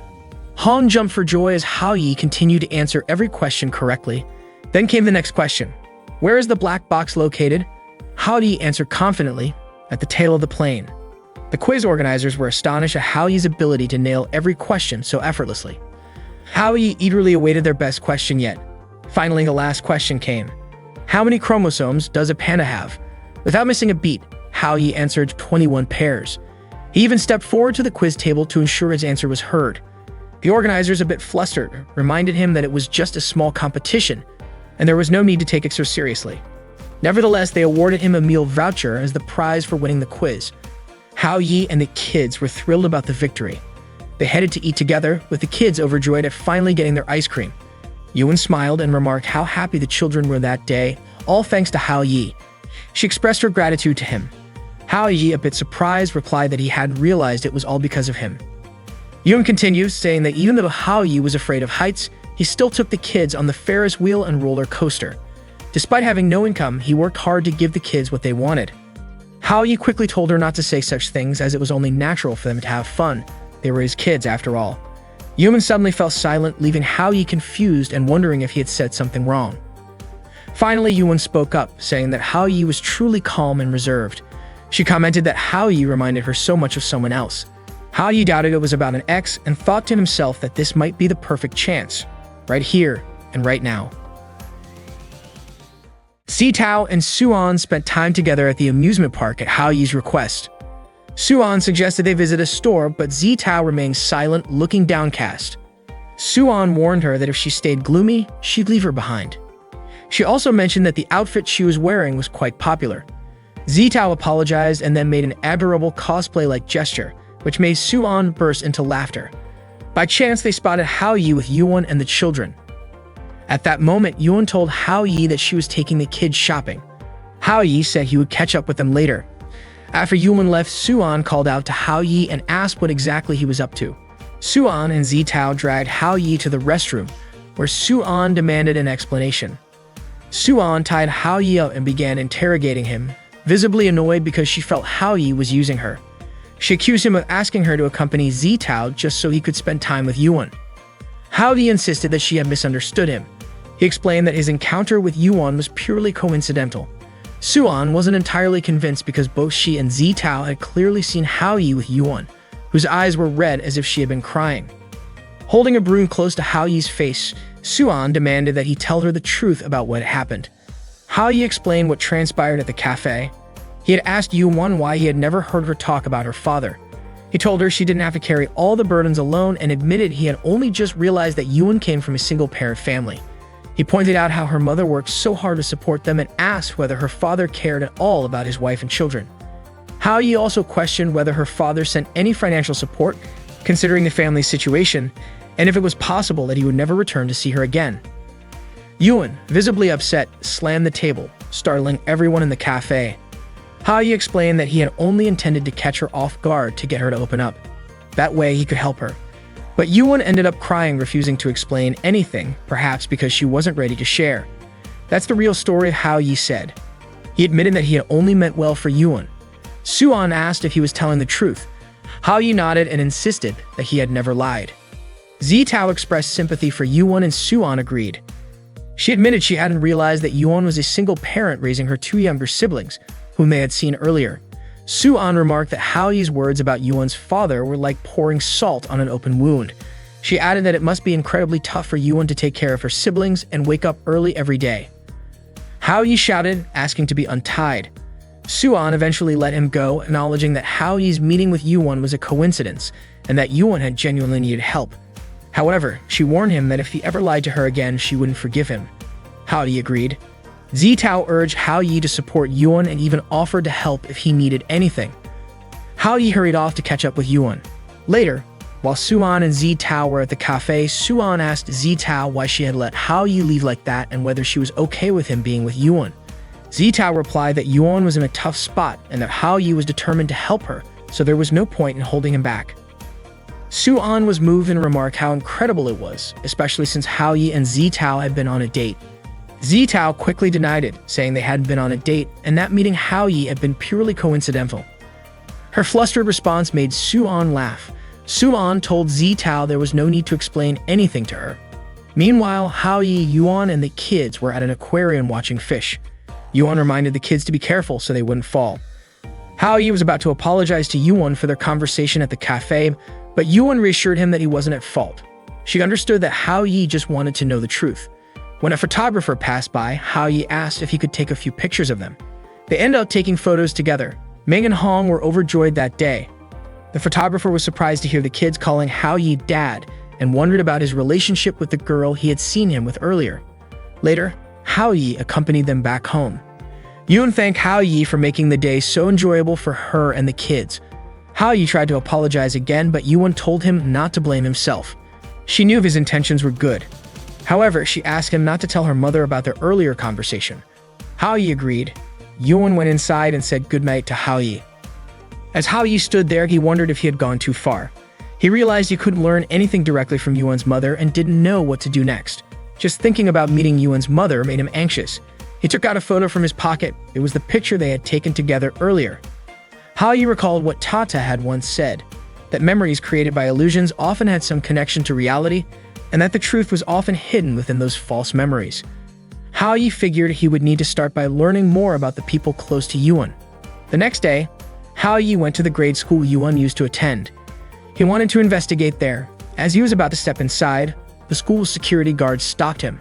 The guard said that not just anyone could enter the school and asked where Hao Yi was from. Hao Yi casually replied that he was just a young pioneer and tried to walk in. The guard chased after him, yelling at Hao Yi not to run. Hao Yi dashed through the hallways until he reached the teacher's lounge. Certain that Yuan's homeroom teacher would be there, he burst into the room and immediately asked if the teacher was present. All the teachers in the room glared at him. They asked who he was and why he was out of class during school hours. They even demanded to see his identification. The school security officer arrived just in time and grabbed Hao Yi, who had caused quite a commotion. Hao Yi tried to explain that they had misunderstood him and that he was only looking for Yuan's homeroom teacher. They didn't believe him and accused him of lying, thinking he was just trying to cause trouble. The security guard finally caught up to Hao Yi, but Hao Yi managed to escape again. While running, he accidentally bumped into a female teacher. In his panic, Hao Yi reflexively grabbed her chest, making her scream and punch him. Hao Yi immediately apologized and explained that he was just looking for Yuan's homeroom teacher. It turned out that the teacher Hao Yi bumped into did know Yuan. They ended up talking in the back garden of the school. The teacher shared that she had been teaching at the school for 10 years. She remembered Yuan as a bright and active student and recalled how, rain or shine, Yuan's father used to pick her up after school. She recounted a particular day when Yuan's father said goodbye to her before leaving. Yuan cried as she chased after him and even fell down in the process. Yuan's parents had divorced and her father never returned after that. Ever since, Yuan had waited for him but grew increasingly sad as time passed. Hao Yi asked if the teacher could help him find Yuan's father's address. He even begged her to assist him. That evening, Hao Yi met up with Tata. Tata teased him, but Hao Yi's expression was unusually serious. It was clear that Yuan's situation was still weighing on his mind. Tata found it strange. She pointed out that while Hao Yi wanted to uncover the truth about Yuan, he didn't want to hurt her. Yet he couldn't approach Yuan's mother, which meant daydreaming about the situation wouldn't accomplish anything. Finally, Hao Yi decided to resort to a last-ditch effort. That night, he went to the police station. Turning off the lights, he slipped into a room and quietly opened the door. A police officer, noticing the door moving on its own, got up to investigate. The officer felt a presence nearby and started looking around. Hao Yi got arrested by the police and was interrogated at the station. They asked him about his identity. Hao Yi was treated like a criminal, and the officers warned him it wouldn't be easy to get out of jail. His terrified face made the officers laugh, and one of them even hugged him, revealing that it was actually Yan, Hao Yi's friend. Hao Yi told Yan he needed help finding someone. Yan gave him some information about Yuan but warned Hao Yi to just look at it and not share it, as it was confidential. Yan teased Hao Yi, asking if he had a thing for Yuan. Hao Yi denied it, explaining that he only wanted to know about Yuan's father. However, when Yan checked, there was no record of him. Yan suggested that Yuan's father might have moved to another country, which would make it much harder to track him down. Still, Hao Yi insisted he would keep searching. Yan promised to keep looking and let Hao Yi know if he found anything. As Hao Yi was leaving, Tata suddenly appeared. She joked that not many people could walk into a police station like that. She asked if Hao Yi was the son of a mafia boss or just some delinquent, mentioning how he once got beaten up by a mob. She even sarcastically asked if the food in jail was any good. Hao Yi, annoyed, scolded her, accusing her of just messing with him. He was fed up with her antics. When Hao Yi got home, he announced he was hungry, but his parents stayed silent. Sensing something was off, Hao Yi asked if a burglar had broken in. His father told him that a real man stays calm in every situation. Hao Yi joked, asking if his dad had lost all their money in the stock market. but his father said it was worse than that. He then told Hao Yi to prepare himself because someone was coming over that night. Hao Yi asked if it was a debt collector and suggested they call the police. Just then, Shi Li walked in, asking why Hao Yi wanted to call the cops. Hao Yi was stunned to see her. Shi Li said she hadn't seen him in a while and asked if he missed her. Without waiting for an answer, she grabbed Hao Yi and pulled him to his room. Hao Yi begged his parents for help, but instead, his dad grabbed his hand and told him it was time to test his strength. Hao Yi, shocked, thought he was being rescued, but his dad let go and Shi Li dragged him into the room.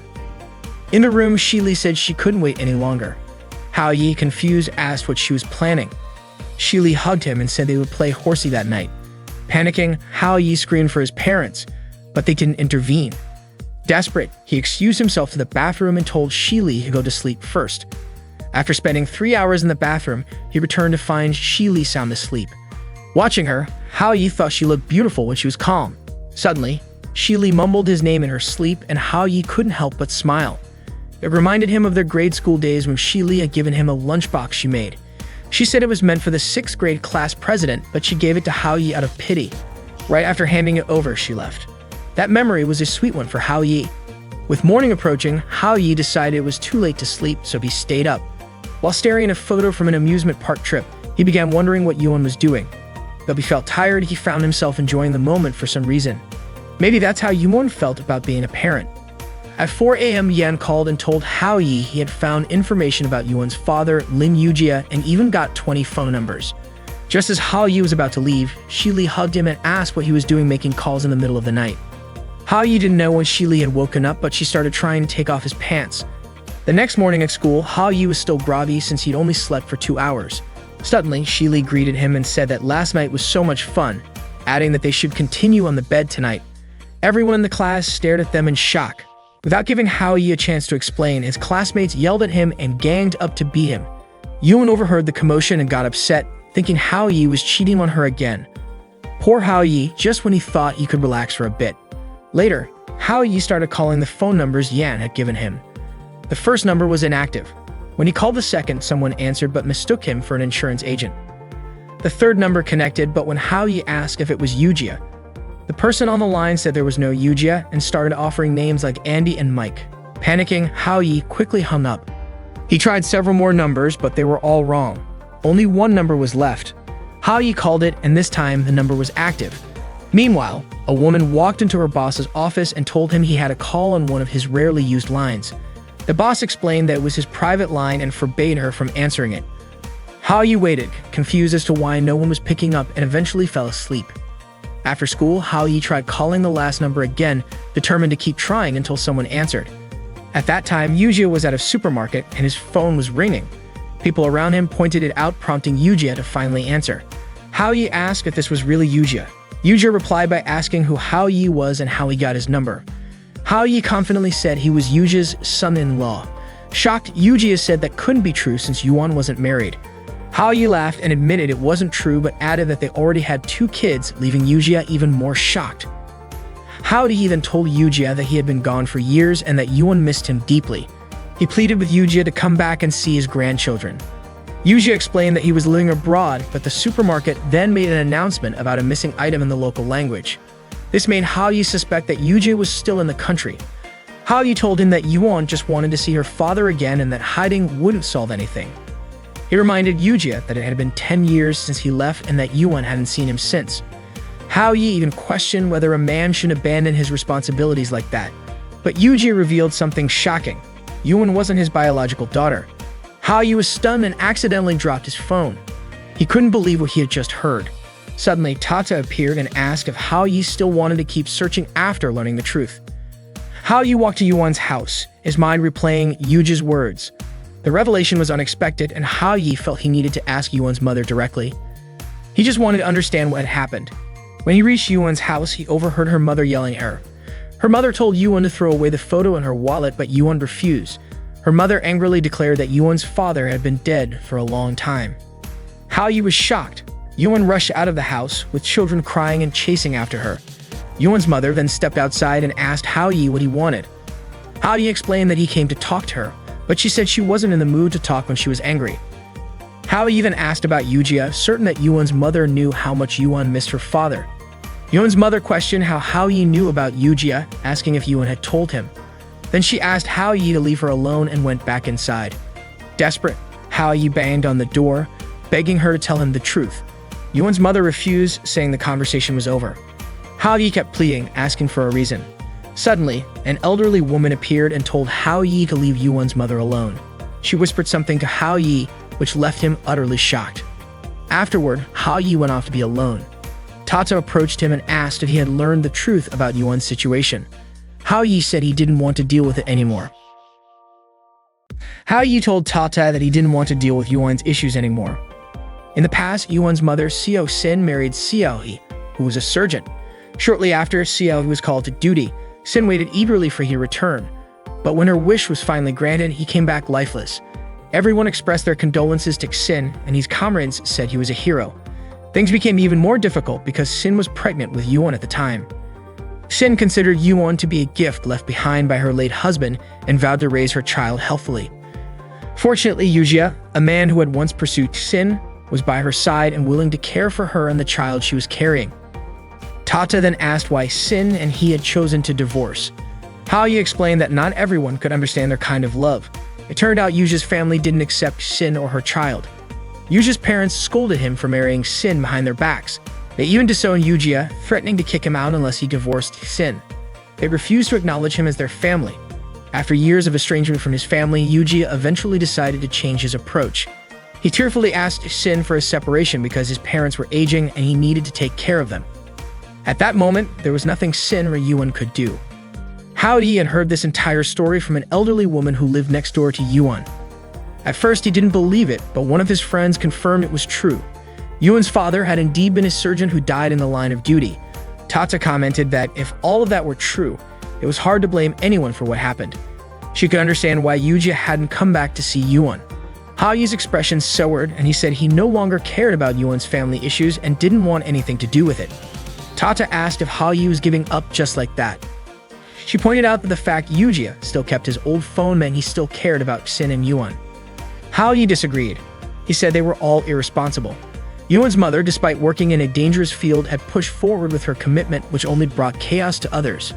Yujia, on the other hand, should have respected his marriage vows. He couldn't just come and go as he pleased. Hao Yi argued that even if he managed to bring Yujia back, it would be pointless. Tata grew curious about why Hao Yi was so upset. Hao Yi said he couldn't understand why Yuan's mother had chosen to trust Yujia. He was sure she had prepared herself for everything she went through and the consequences that came with it, meaning she had to shoulder it all alone. There was no one else to blame. Hao Yi was still angry because, if that was the case, why was he even involved in their problems? Tata reminded him that he had already done his best. She asked if police officers weren't allowed to marry and have children. Yujia had taken on the burden of a broken family and raised Yuan for years. Wasn't that proof that Yujia loved Yuan's mother and Yuan herself? Hao Yi asked Tata to stop following him. Tata couldn't understand what was really going on with Hao Yi. That night, Hao Yi went home with a gloomy expression. His mother greeted him and told him to wash his hands before dinner. His father asked why he was late again. Frustrated, Hao Yi snapped, asking since when they had started caring about him. His parents were shocked by his response. Hao Yi's mother guessed that he might be dealing with something heavy lately. She suggested that her husband try talking to him, but Hao Yi's father said that their son was an adult and could handle his problems on his own. Suddenly, there was a commotion from Hao Yi's room. He had thrown all of his books onto the floor and a photo from an amusement park outing accidentally fell down. Hao Yi picked it up and realized he shouldn't have taken out his anger on Yuan's family. He felt deeply ashamed of himself, especially since he had even argued with Tata over the issue. Hao Yi thought he was pathetic. For Yuan's family and for himself, he knew he couldn't give up so easily. He wondered if Tata also blamed him. Suddenly, Tata appeared and asked Hao Yi if he hadn't said he didn't want to come back. Hao Yi was startled, and Tata added that a man should keep his word. Hao Yi snapped at her, telling her not to show up unannounced and especially not to eavesdrop from outside. Both of them ended up laughing together. The next day, Hao Yi called Yujia again. Yujia told Hao Yi not to call him anymore, saying he was busy and in the middle of a meeting. Hao Yi apologized for being so forward and said he now understood the situation between Yujia and Yuan's mother. Yujia was relieved to hear that Hao Yi finally got what he had been feeling. However, Hao Yi continued, saying that as an outsider he could sympathize with Yujia, but as a man, running away wasn't the right way to solve a problem. Hao Yi pointed out that Yujia had kept the same phone number for years. Wasn't that proof that he still cared about Yuwon and her mother? Ha-yi added that Yuwon really wanted to be with Yujia and that Yuwon's mother was struggling. At a time like this, they really needed Yujia. Without another word, Yujia hung up the phone. Tata encouraged Ha-yi to keep trying. Meanwhile, Suan had taken on a part-time job at a cafe to help fund her sports club. Zitao kept ordering drinks repeatedly just to talk to Suan. All Zitao wanted was to chat with Suan for a bit longer. However, Suan declined, explaining she was working. Undeterred, Zitao ordered 3 more cups of coffee so she could keep talking to Suan. Suan scolded her, warning that drinking too much coffee could make her pass out. Her boss immediately reprimanded Suan, prompting her to treat Zitao more politely. Suan asked why Zitao didn't just spend time with Ha-yi instead. Zitao mentioned that Ha-yi had been acting strangely lately. She'd often seen him on the phone with someone. As Suan brought Zitao's coffee order, she asked if there was anything else Zitao needed. Zitao mentioned that her father wanted to talk to her next week and admitted she had no idea what to do. She asked Suan to help her come up with an idea. Suan brushed her off, saying the cafe wasn't the place for counseling. Zitao finally left and Suan returned to work, muttering to herself that Zitao might actually be drunk or maybe drinking so much coffee could have the same effect. The next day, Ha-yi tried calling Yujia again, but the number couldn't be reached. Ha-yi guessed Yujia was upset about being constantly contacted. Tata remarked that despite all the calls, Yujia hadn't blocked Ha-yi's number yet, so maybe he didn't mind as much as he let on. Ha-yi then asked Tata if no girls had come to bother him during the 2-week summer break. He wondered if the magic had worn off, or if only 3 of them had eaten the cake. Tata teased him for hoping too much. She explained that under normal circumstances, the love magic followed certain boundaries, meaning it only worked within specific areas or moments. Ha-yi mused that if he kept everyone together, no one else could bother him. He got excited, calling it a brilliant idea. However, Tata quickly shot him down, saying she wouldn't let him do that. Ha-yi couldn't go against the system. Ha-yi didn't care, claiming he enjoyed spending time with the kids. He decided to go out and invite Yuwon and the children to paint some landscapes. Tata couldn't understand Ha-yi's behavior. He had previously sworn not to care about Yuwon anymore, but now he suddenly wanted to spend time with her and the children. That afternoon, Ha-yi and Yuwon went to the children's school to pick them up. Ha-yi invited them to go to the park, and the kids were thrilled, imagining all the butterflies and caterpillars they might see there. As they were crossing the street, a reckless car suddenly hit Yuwon. Medical personnel quickly arrived to assist the accident victim and transported her by ambulance to the hospital. Suan was shocked when she received news of the accident. The ambulance sped past a car carrying Zitao and her father. Inside the car, Zitao's father asked if there was anywhere she wanted to visit during the summer vacation. He mentioned that in September, her grandfather would be celebrating his birthday and many prominent guests were expected to attend the party.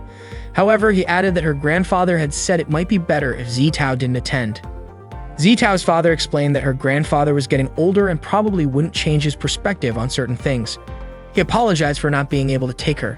Zitao replied that she wasn't looking forward to going back to their old home anyway, and that as long as her father was with her, she felt content. She also mentioned that she was already happy that day. Zitao's father apologized again, saying he had caused her a lot of suffering that year, but he promised to make everything better from then on. Zitao noticed how much her father had changed and softened. He told her that all parents deeply love their children. Suddenly, Zitao received news about the accident and rushed to the hospital immediately. Meanwhile, Yujia was still at his office, staring at a photo of himself with Yuwon and Sin. One of his employees reminded him to go home, but he insisted on staying. Out of nowhere, the phone rang. Someone informed him that Yuwon had been hit by a car and was being rushed to Heizhou Hospital. If Yujia didn't hurry, it might be too late. Panicking, Yujia quickly left his office. The elevator took too long, so he used the emergency stairs. As he rushed down, he recalled Yuwon's promise to wait for him until he returned. Determined, Yujia resolved to get there no matter what. Since there were no flights to Heizhou until the next day, Yujia had no choice but to drive there. At the hospital, Suan and Zitao stayed by the patient's side as she was taken to the operating room. The patient was suffering from severe bleeding and needed immediate surgery. Meanwhile, Yujia drove as fast as he could, praying for one more chance with Yuwon. While the patient was in surgery, Suan and Zitao anxiously waited outside. When the doctor emerged, they immediately asked about the patient's condition. Around the same time, Yujia arrived at the hospital. He hurriedly asked a nurse about the high school girl who had been hit by a car. He explained that her name was Yuwon and that she was his daughter. However, the nurse said there was no record of a patient by that name. She speculated that Yujia might have mistaken her for someone else. Frustrated, Yujia decided to search for her himself. He ran into a doctor who had just finished surgery and asked for Yuwon's location. The doctor directed him to a patient's room, but when Yujia entered, it was empty. Devastated, Yujia broke down, convinced he'd lost the chance to see Yuwon again. As he cried in the empty room, he regretted lying to Yuwon and wished he could apologize. Suddenly, Yuwon appeared, surprised to see Yujia standing before her. Though her memory was foggy, she recognized him as her father. Yuwon ran into Yujia's arms, sobbing. She had waited so long for him, and now he had finally come to see her. Meanwhile, Haoyi began to regain consciousness. It turned out that during the accident, he had managed to push Yuwon out of the way of the speeding car, causing her glasses to fall off. However, Haoyi didn't have time to get out of the car's path himself, and his body was thrown onto the street. Tata managed to stop the car from running over him. Haoyi remembered the incident clearly. Zitao asked if he was awake and whether he still felt any pain. Suan accidentally removed the support bandage on Haoyi's injured leg, causing him to lose consciousness again. Haoyi found himself in another dimension, alone but surrounded by a sense of warmth. Hong and Ming approached him, calling him Dad. They came closer, relieved to see Haoyi was okay. Hong handed Haoyi a drawing she had made of their time together. Haoyi told her it was beautiful. Hong hugged Haoyi and thanked him with all her heart. Hong told Haoyi that they would always miss him.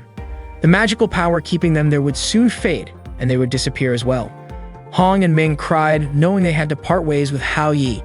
Ming asked Haoyi to promise that he and Yuan would live happily from that moment on.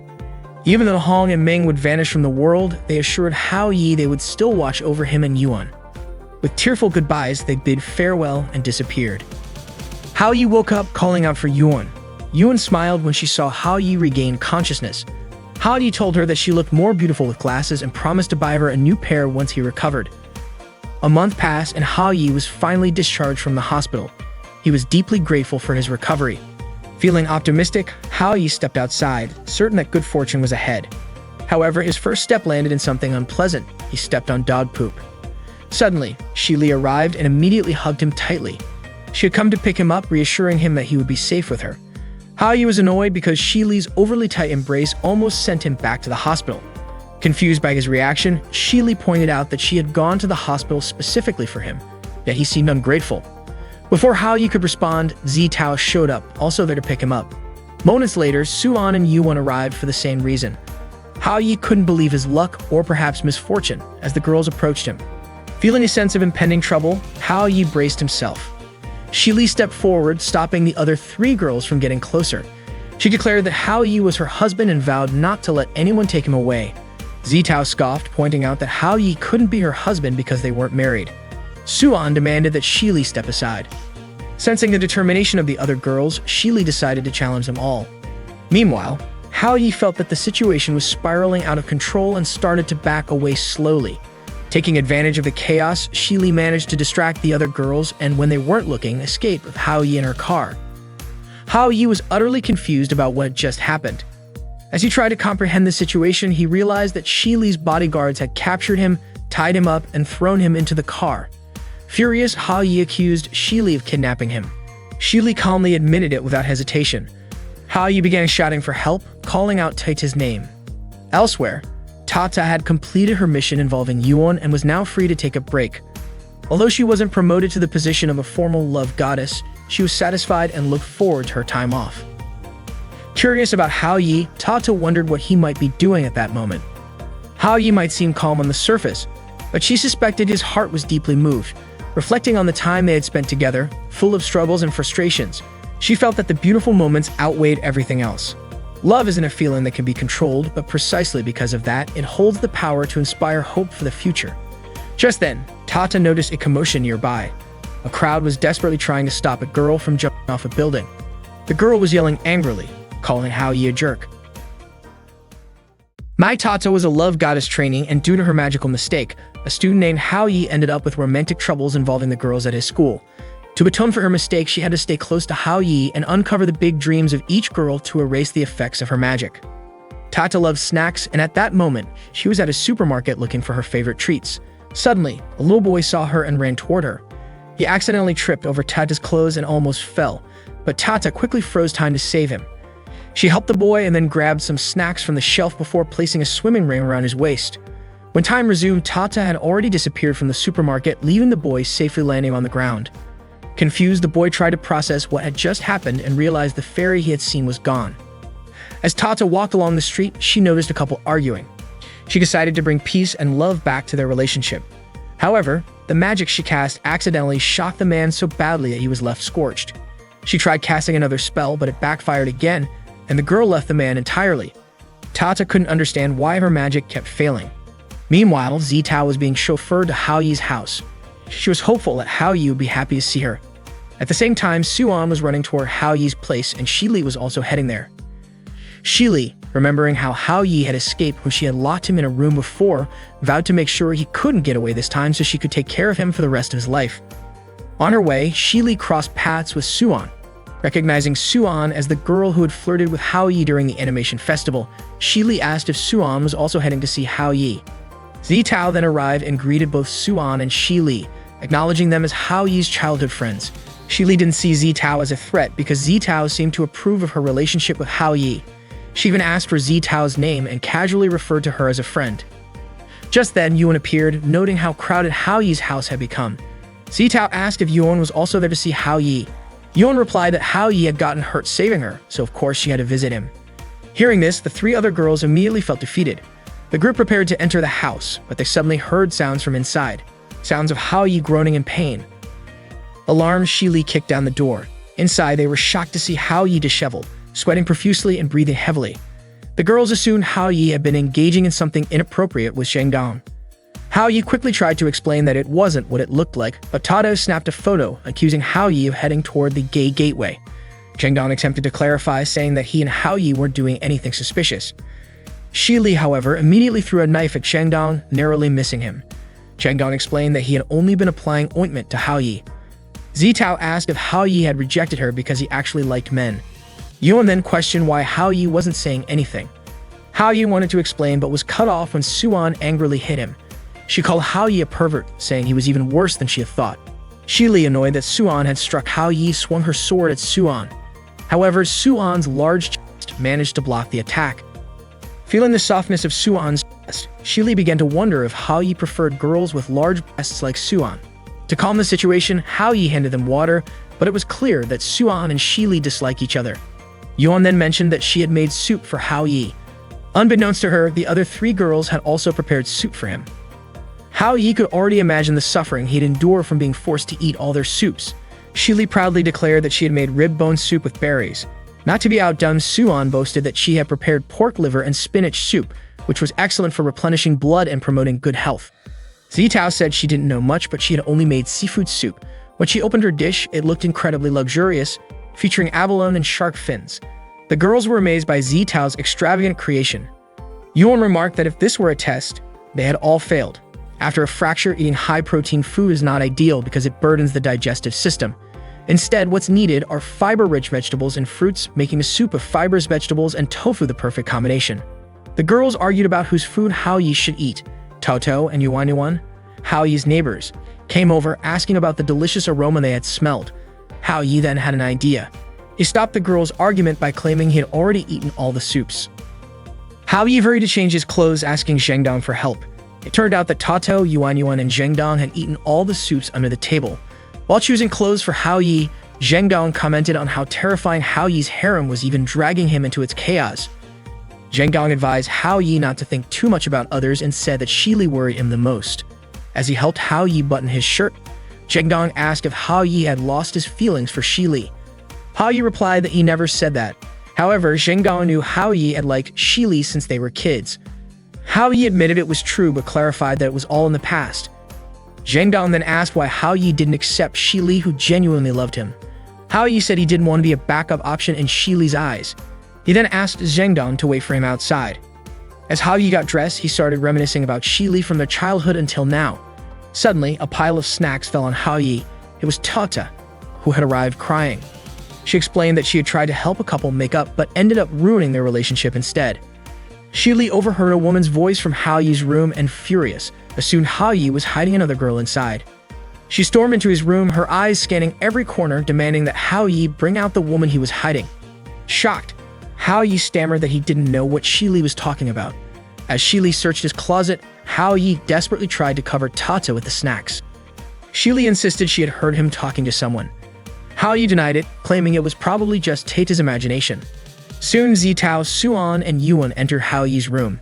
Suan accused him of hiding a girl there. Hao Yi insisted it was all a misunderstanding and invited them to sit down and eat some candy while he explained. Unfortunately for Hao Yi, the girls were already angry, and Shi Li alone was enough to cause him trouble, let alone adding 3 more to the mix. Shi Li threatened to cut out Hao Yi's tongue if he lied. The girls kept pressuring him to reveal the truth, but Hao Yi maintained that there was no girl hidden in his room. Suddenly, Shi Li noticed Tata's scarf and questioned him about it. Tata realized she was in danger and decided to reveal herself, flying into the room in front of everyone. Tata tried to use her magic to freeze time, but instead, she accidentally changed the girls' outfits into dresses. Panicking, Tata tried again, but this time she transformed their clothes into anime costumes, sexy outfits, and even bikinis. To make things worse, Hao Yi seemed to enjoy the spectacle. Suan immediately slapped Hao Yi, calling him a pervert. Tata started crying because her magic had failed, but luckily, she managed to regain control and made everyone forget what had just happened. Hao Yi asked if Tata's powers were out of control because she'd eaten too much. Tata retorted that eating was a basic need for life and blamed Hao Yi instead for not resolving the issues caused by the chocolate cake. If the situation dragged on, her magic powers would weaken, and she might end up turning into a regular human. As Hao Yi was about to leave, he suddenly heard someone mention his name on TV. It was Sandy, a famous idol singer who had been performing since childhood and had gained significant fame in recent years. Hao Yi couldn't even recall if he knew her. Perhaps she was talking about some other Hao Yi. Suddenly, petals started falling, transporting Hao Yi to another dimension. There, Hao Yi and Tata saw Sandy approaching, singing as she arrived. Sandy greeted Hao Yi and asked why he hadn't invited her to play, so she had decided to come and see him herself. Hao Yi was bewildered, not understanding how Sandy even knew him. Tata speculated that Sandy might have eaten the magical chocolate as well. That chocolate could make people's dreams come true, which explained how Sandy had gained magical powers too. Hao Yi was overwhelmed, thinking about all the chaos he had faced so far: fake pregnancies, married life, children, and now a magical idol singer. Sandy smiled at Hao Yi and explained that she had discovered a path to the dream world. Hao Yi asked what kind of person he was in Sandy's memory. Sandy described him as an angel, her one true soulmate, and the person she trusted most in the world. To her, Hao Yi was also her emotional anchor, the one she wanted to share her dream world with, a place free from loneliness and sadness. Sandy led Hao Yi to a rooftop. Terrified, Hao Yi worried she might ask him to jump. Tata warned him not to get provoked, reminding him that Sandy was under the influence of the chocolate's magic. Tata urged Hao Yi to go along with Sandy for now. Hao Yi extended his hand to Sandy, who smiled warmly and took it. She flew into the air with Hao Yi, bringing him into her dream world. Sandy invited Hao Yi to her fantasy world, a place free from loneliness and sadness. Hao Yi initially thought he was going to fall, but instead, Sandy took him flying with her. However, she suddenly let go of him and Hao Yi began falling. Just as he was about to hit the ground, a giant paper airplane appeared, carrying them both as they soared freely through the sky. The fantasy world was full of wonders, with various animals floating in the sky. Hao Yi felt like he'd fallen down a rabbit hole. Tata laughed and teased him, saying he'd been reading too many fairy tales. She added that Hao Yi wasn't a rabbit and Sandy wasn't the white rabbit. Annoyed, Hao Yi snapped at Tata, frustrated that she was mocking him even after he'd almost died. Tata confidently assured him that he couldn't possibly die since they were in Sandy's home and Hao Yi was very important to her. Hao Yi asked Sandy again about their relationship. Sandy found it strange that Hao Yi had forgotten. They had been lovers since childhood and Hao Yi had always been there for her. Sandy reminded him that he was the one who had inspired her and encouraged her to become a star. He had supported her when no one else believed in her. Hao Yi suspected Sandy might have confused him with someone else. However, Sandy insisted that Hao Yi was the one who had held her up when she was weak. She hugged him tightly, saying she had come so far because of him. Sandy took Hao Yi flying again and dropped him onto the grass. Tata quickly checked on him, asking if he was okay. Hao Yi joked that he felt like he had died. Tata warned him that if he didn't do something soon, Sandy would inevitably take him to another dimension. Hao Yi was stunned to learn that the tree in the fantasy world was actually a gateway to another dimension.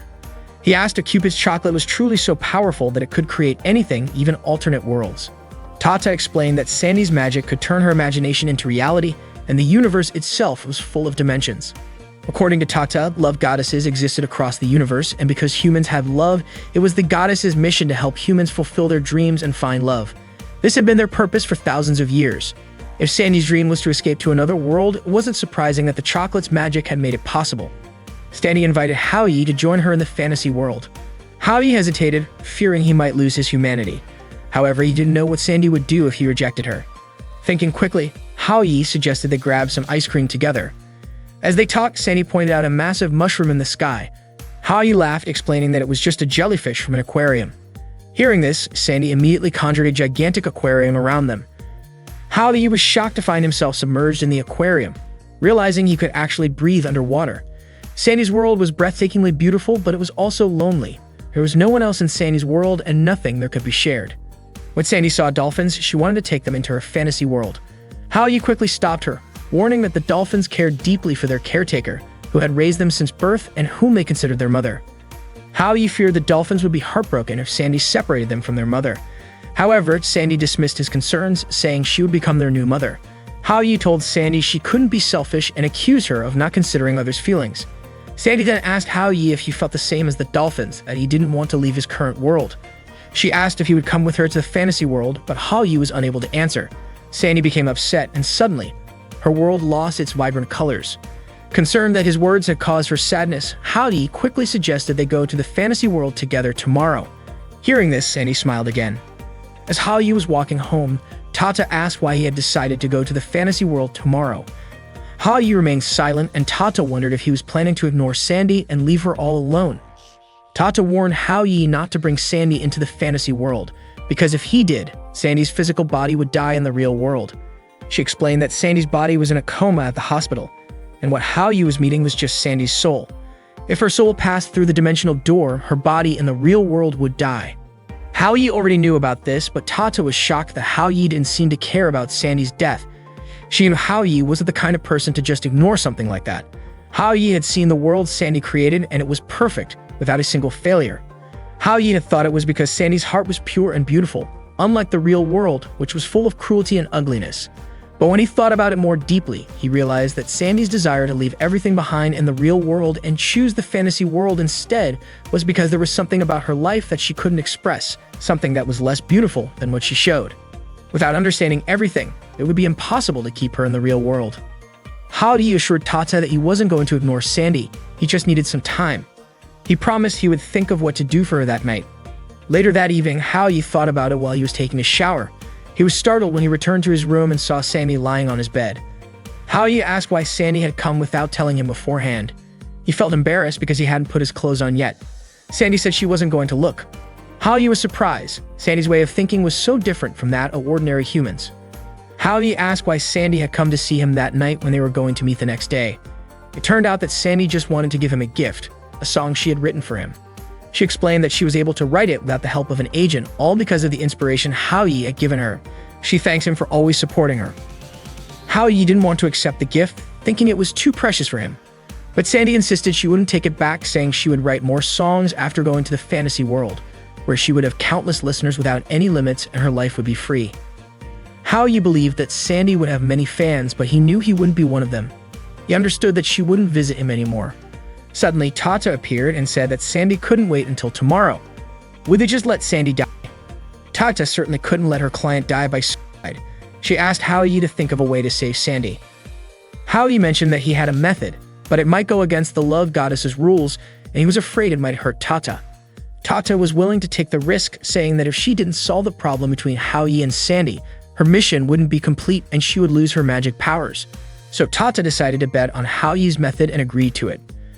Hao Yi met Sandy near the tree that served as the entrance to the fantasy world. Sandy immediately hugged him, thinking Hao Yi had changed his mind. However, that wasn't the case. Hao Yi had come to take her back. He hoped Sandy wouldn't go to the fantasy world and asked her to come back. But Sandy, of course, refused. She didn't want to return to the real world. Hao Yi asked why Sandy didn't like living in the real world. Did she not like being limited? And if so, who was limiting her? Meanwhile, her agent, Agent Wang, and Sandy's mother, Lu Jie, were watching Sandy's condition at the hospital. Wang complained about the cost of Sandy's treatment, saying that if she didn't wake up soon, it would be useless. However, Lu Jie believed that Sandy would surely wake up. Hao Yi told Sandy that the fantasy world wasn't as pure and beautiful as she believed. It was also filled with darkness and ugliness. Sandy responded, saying that it was only temporary. Yi explained that the fantasy world also had its ugliness, because beauty and ugliness were like two sides of a coin. They would always coexist, no matter where Sandy went. If Sandy enjoyed the beauty, she would also see the ugliness, and she would start thinking that the fantasy world never existed. Meanwhile, Sandy's body in the hospital began to stir, and Lu Ji cried out, calling for a doctor. Sandy couldn't believe what Hao Yi had just said.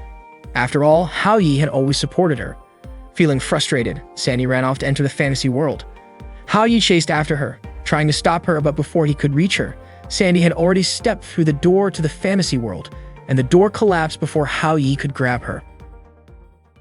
Sandy's memories began to rewind to when she was a child and befriended a young boy. Sandy ran as fast as she could toward the door to the fantasy world, asking Hao Yi not to follow her. Upon entering, Hao Yi was shocked by the dark scenery inside. Sandy hadn't expected her final refuge to look so different from what she had imagined. Hao Yi wondered if his words had influenced Sandy into imagining such a dark world. If this world was shaped by Sandy's imagination, then it could potentially be controlled. Hao Yi approached Sandy, who was crying, and told her that he knew how to escape this place, but she had to trust him and keep his secret. Sandy agreed. They started fresh with introductions. Hao Yi shared his name and hobbies, explaining how he often found himself in absurd situations that were nothing but trouble. He told her about meeting a girl from a complicated family, where she never felt the love of her parents. He also shared stories about other girls he had met, each with their own struggles. One girl had a deep connection to people but didn't seem bound to the world. So to protect her, he hid his romantic side, making himself appear strong, even if it meant being misunderstood. Another girl felt neglected by her father and longed for a warm family. All these girls had their lives changed by one thing, the goddess of love. Sandy saw a vision of the goddess of love herself. Hao Yi explained that it was because of the goddess of love that he was able to meet these girls. Her magic had allowed these girls to overcome their challenges. Hao Yi then remarked that the world isn't perfect and everyone has their own fears and sadness, but no one loses hope entirely. He even suggested that Sandy meet the goddess of love, but Sandy decided to go back with Hao Yi and get to know the goddess so she could experience extraordinary happiness.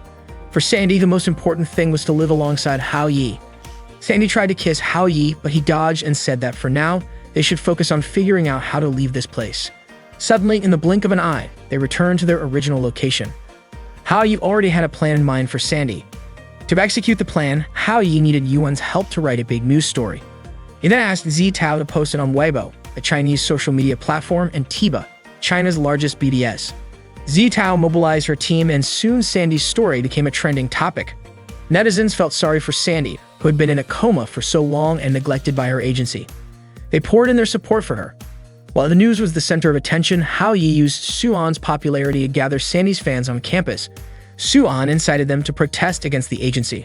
The news outlets soon covered the demonstrations by Sandy's fans outside the company headquarters. TV reporters tried to contact Sandy's agency, but there was no response. Tata appeared before Hao Yi and praised his ability to handle everything so effortlessly. Hao Yi said it wasn't enough. Besides wanting Sandy to wake up, he also wanted her life to have meaning. The first step of the plan was successful, and now it was Hao Yi's turn to take action. He invited Tata to meet Sandy's childhood love. Along the way, Lu Ji overheard people discussing how Sandy's freedom was being restricted by her agency. Lu Ji quickly tried to avoid the situation, claiming he had nothing to do with Sandy's story. Hao Yi caught Lu Ji and asked if he knew Sandy. Lu Ji denied it at first, but when Hao Yi showed him a photo of them together, he finally admitted the truth. Lu Ji revealed that he and Sandy were neighbors and childhood friends, but they had lost touch long ago.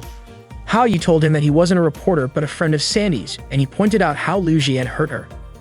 Lu Ji revealed that he had been forced to live with Sandy for so long that he felt like he had no life or future of his own. He claimed that it was Sandy who had hurt him. Hao Yi countered, saying that Lu Ji's betrayal was the reason Sandy wanted to leave this world. Lu Ji admitted he was wrong for handling things poorly, insisting he never intended to hurt Sandy but simply didn't know what to do. Hao Yi asked Lu Ji to share his past with Sandy to help her. Lu Ji explained that ever since they were kids, Sandy had peculiar thoughts that made other children avoid playing with her. Since Sandy was his neighbor, Lu Ji had to look after her. Despite her quirks, Sandy loved singing and had a simple nature. Lu Ji genuinely hoped Sandy could show her talent to the world, so he encouraged her to join competitions and helped her find opportunities to pursue her dreams. His efforts paid off and Sandy became a star. However, she stopped attending school and Lu Ji had to become her private tutor. Due to her unique personality, her agency forbade her from socializing or making friends, which made Lu Ji the only person she trusted. Lu Ji's classmates mocked him, calling him the only friend of the weird girl Sandy. isolating him socially. Sandy's agency, led by Wang, paid Lu Ji to keep encouraging Sandy to work, claiming that her innocence was her selling point. Lu Ji felt uncomfortable with the arrangement and began doing everything with a fake smile. Over time, Sandy's life became increasingly restricted and detached from the outside world.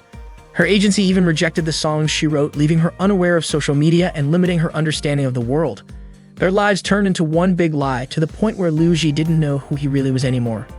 One day, Wang proposed extending Lu Ji's contract to continue taking care of Sandy. Lu Ji's mother agreed, but Lu Ji refused. After 10 years of taking care of Sandy, he was exhausted and wanted to live his own life. Unbeknownst to them, Sandy overheard their conversation. Later, Hao Yi confronted Wang and played a recording of Lu Ji's interrogation. Wang showed no interest in explaining himself and dismissed Hao Yi's concerns about Sandy. Instead, Wang accused Hao Yi of orchestrating the online news against him.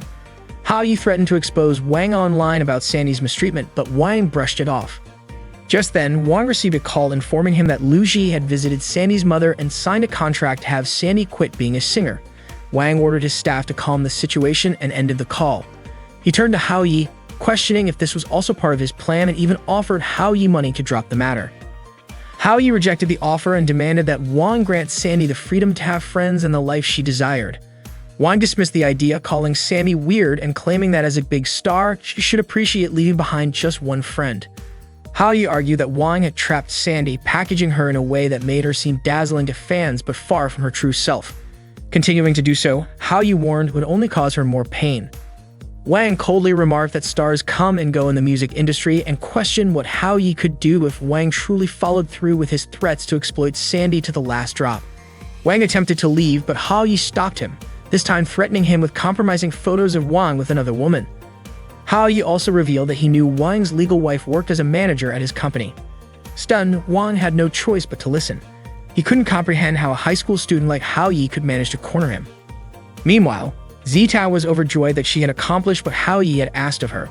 She wondered if Hao Yi would reward her later. Suddenly, her phone alarm went off, reminding her of her grandfather's birthday.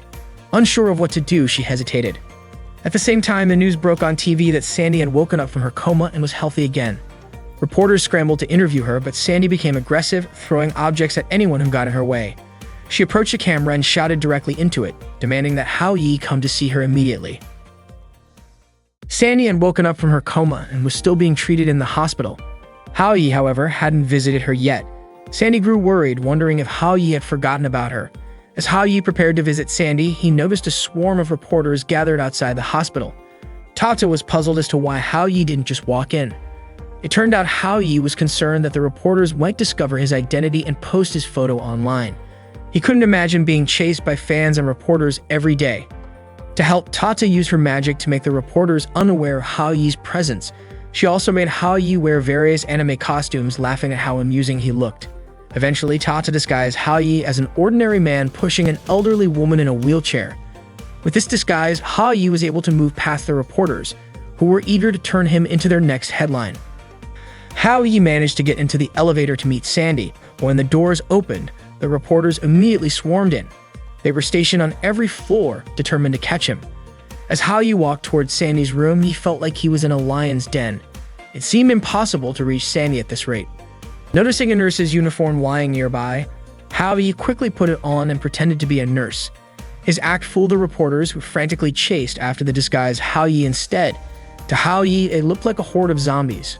Meanwhile, Sandy waited anxiously in her room. When Hao Yi didn't show up, she started wondering if it was just a dream. But then she recalled the warmth of holding his hand, which felt so real. Suddenly, Hao Yi entered the room, calling her name. He apologized for being late. Sandy was stunned for a moment before rushing to hug him tightly. She cried tears of joy, confessing that she had feared he had forgotten her.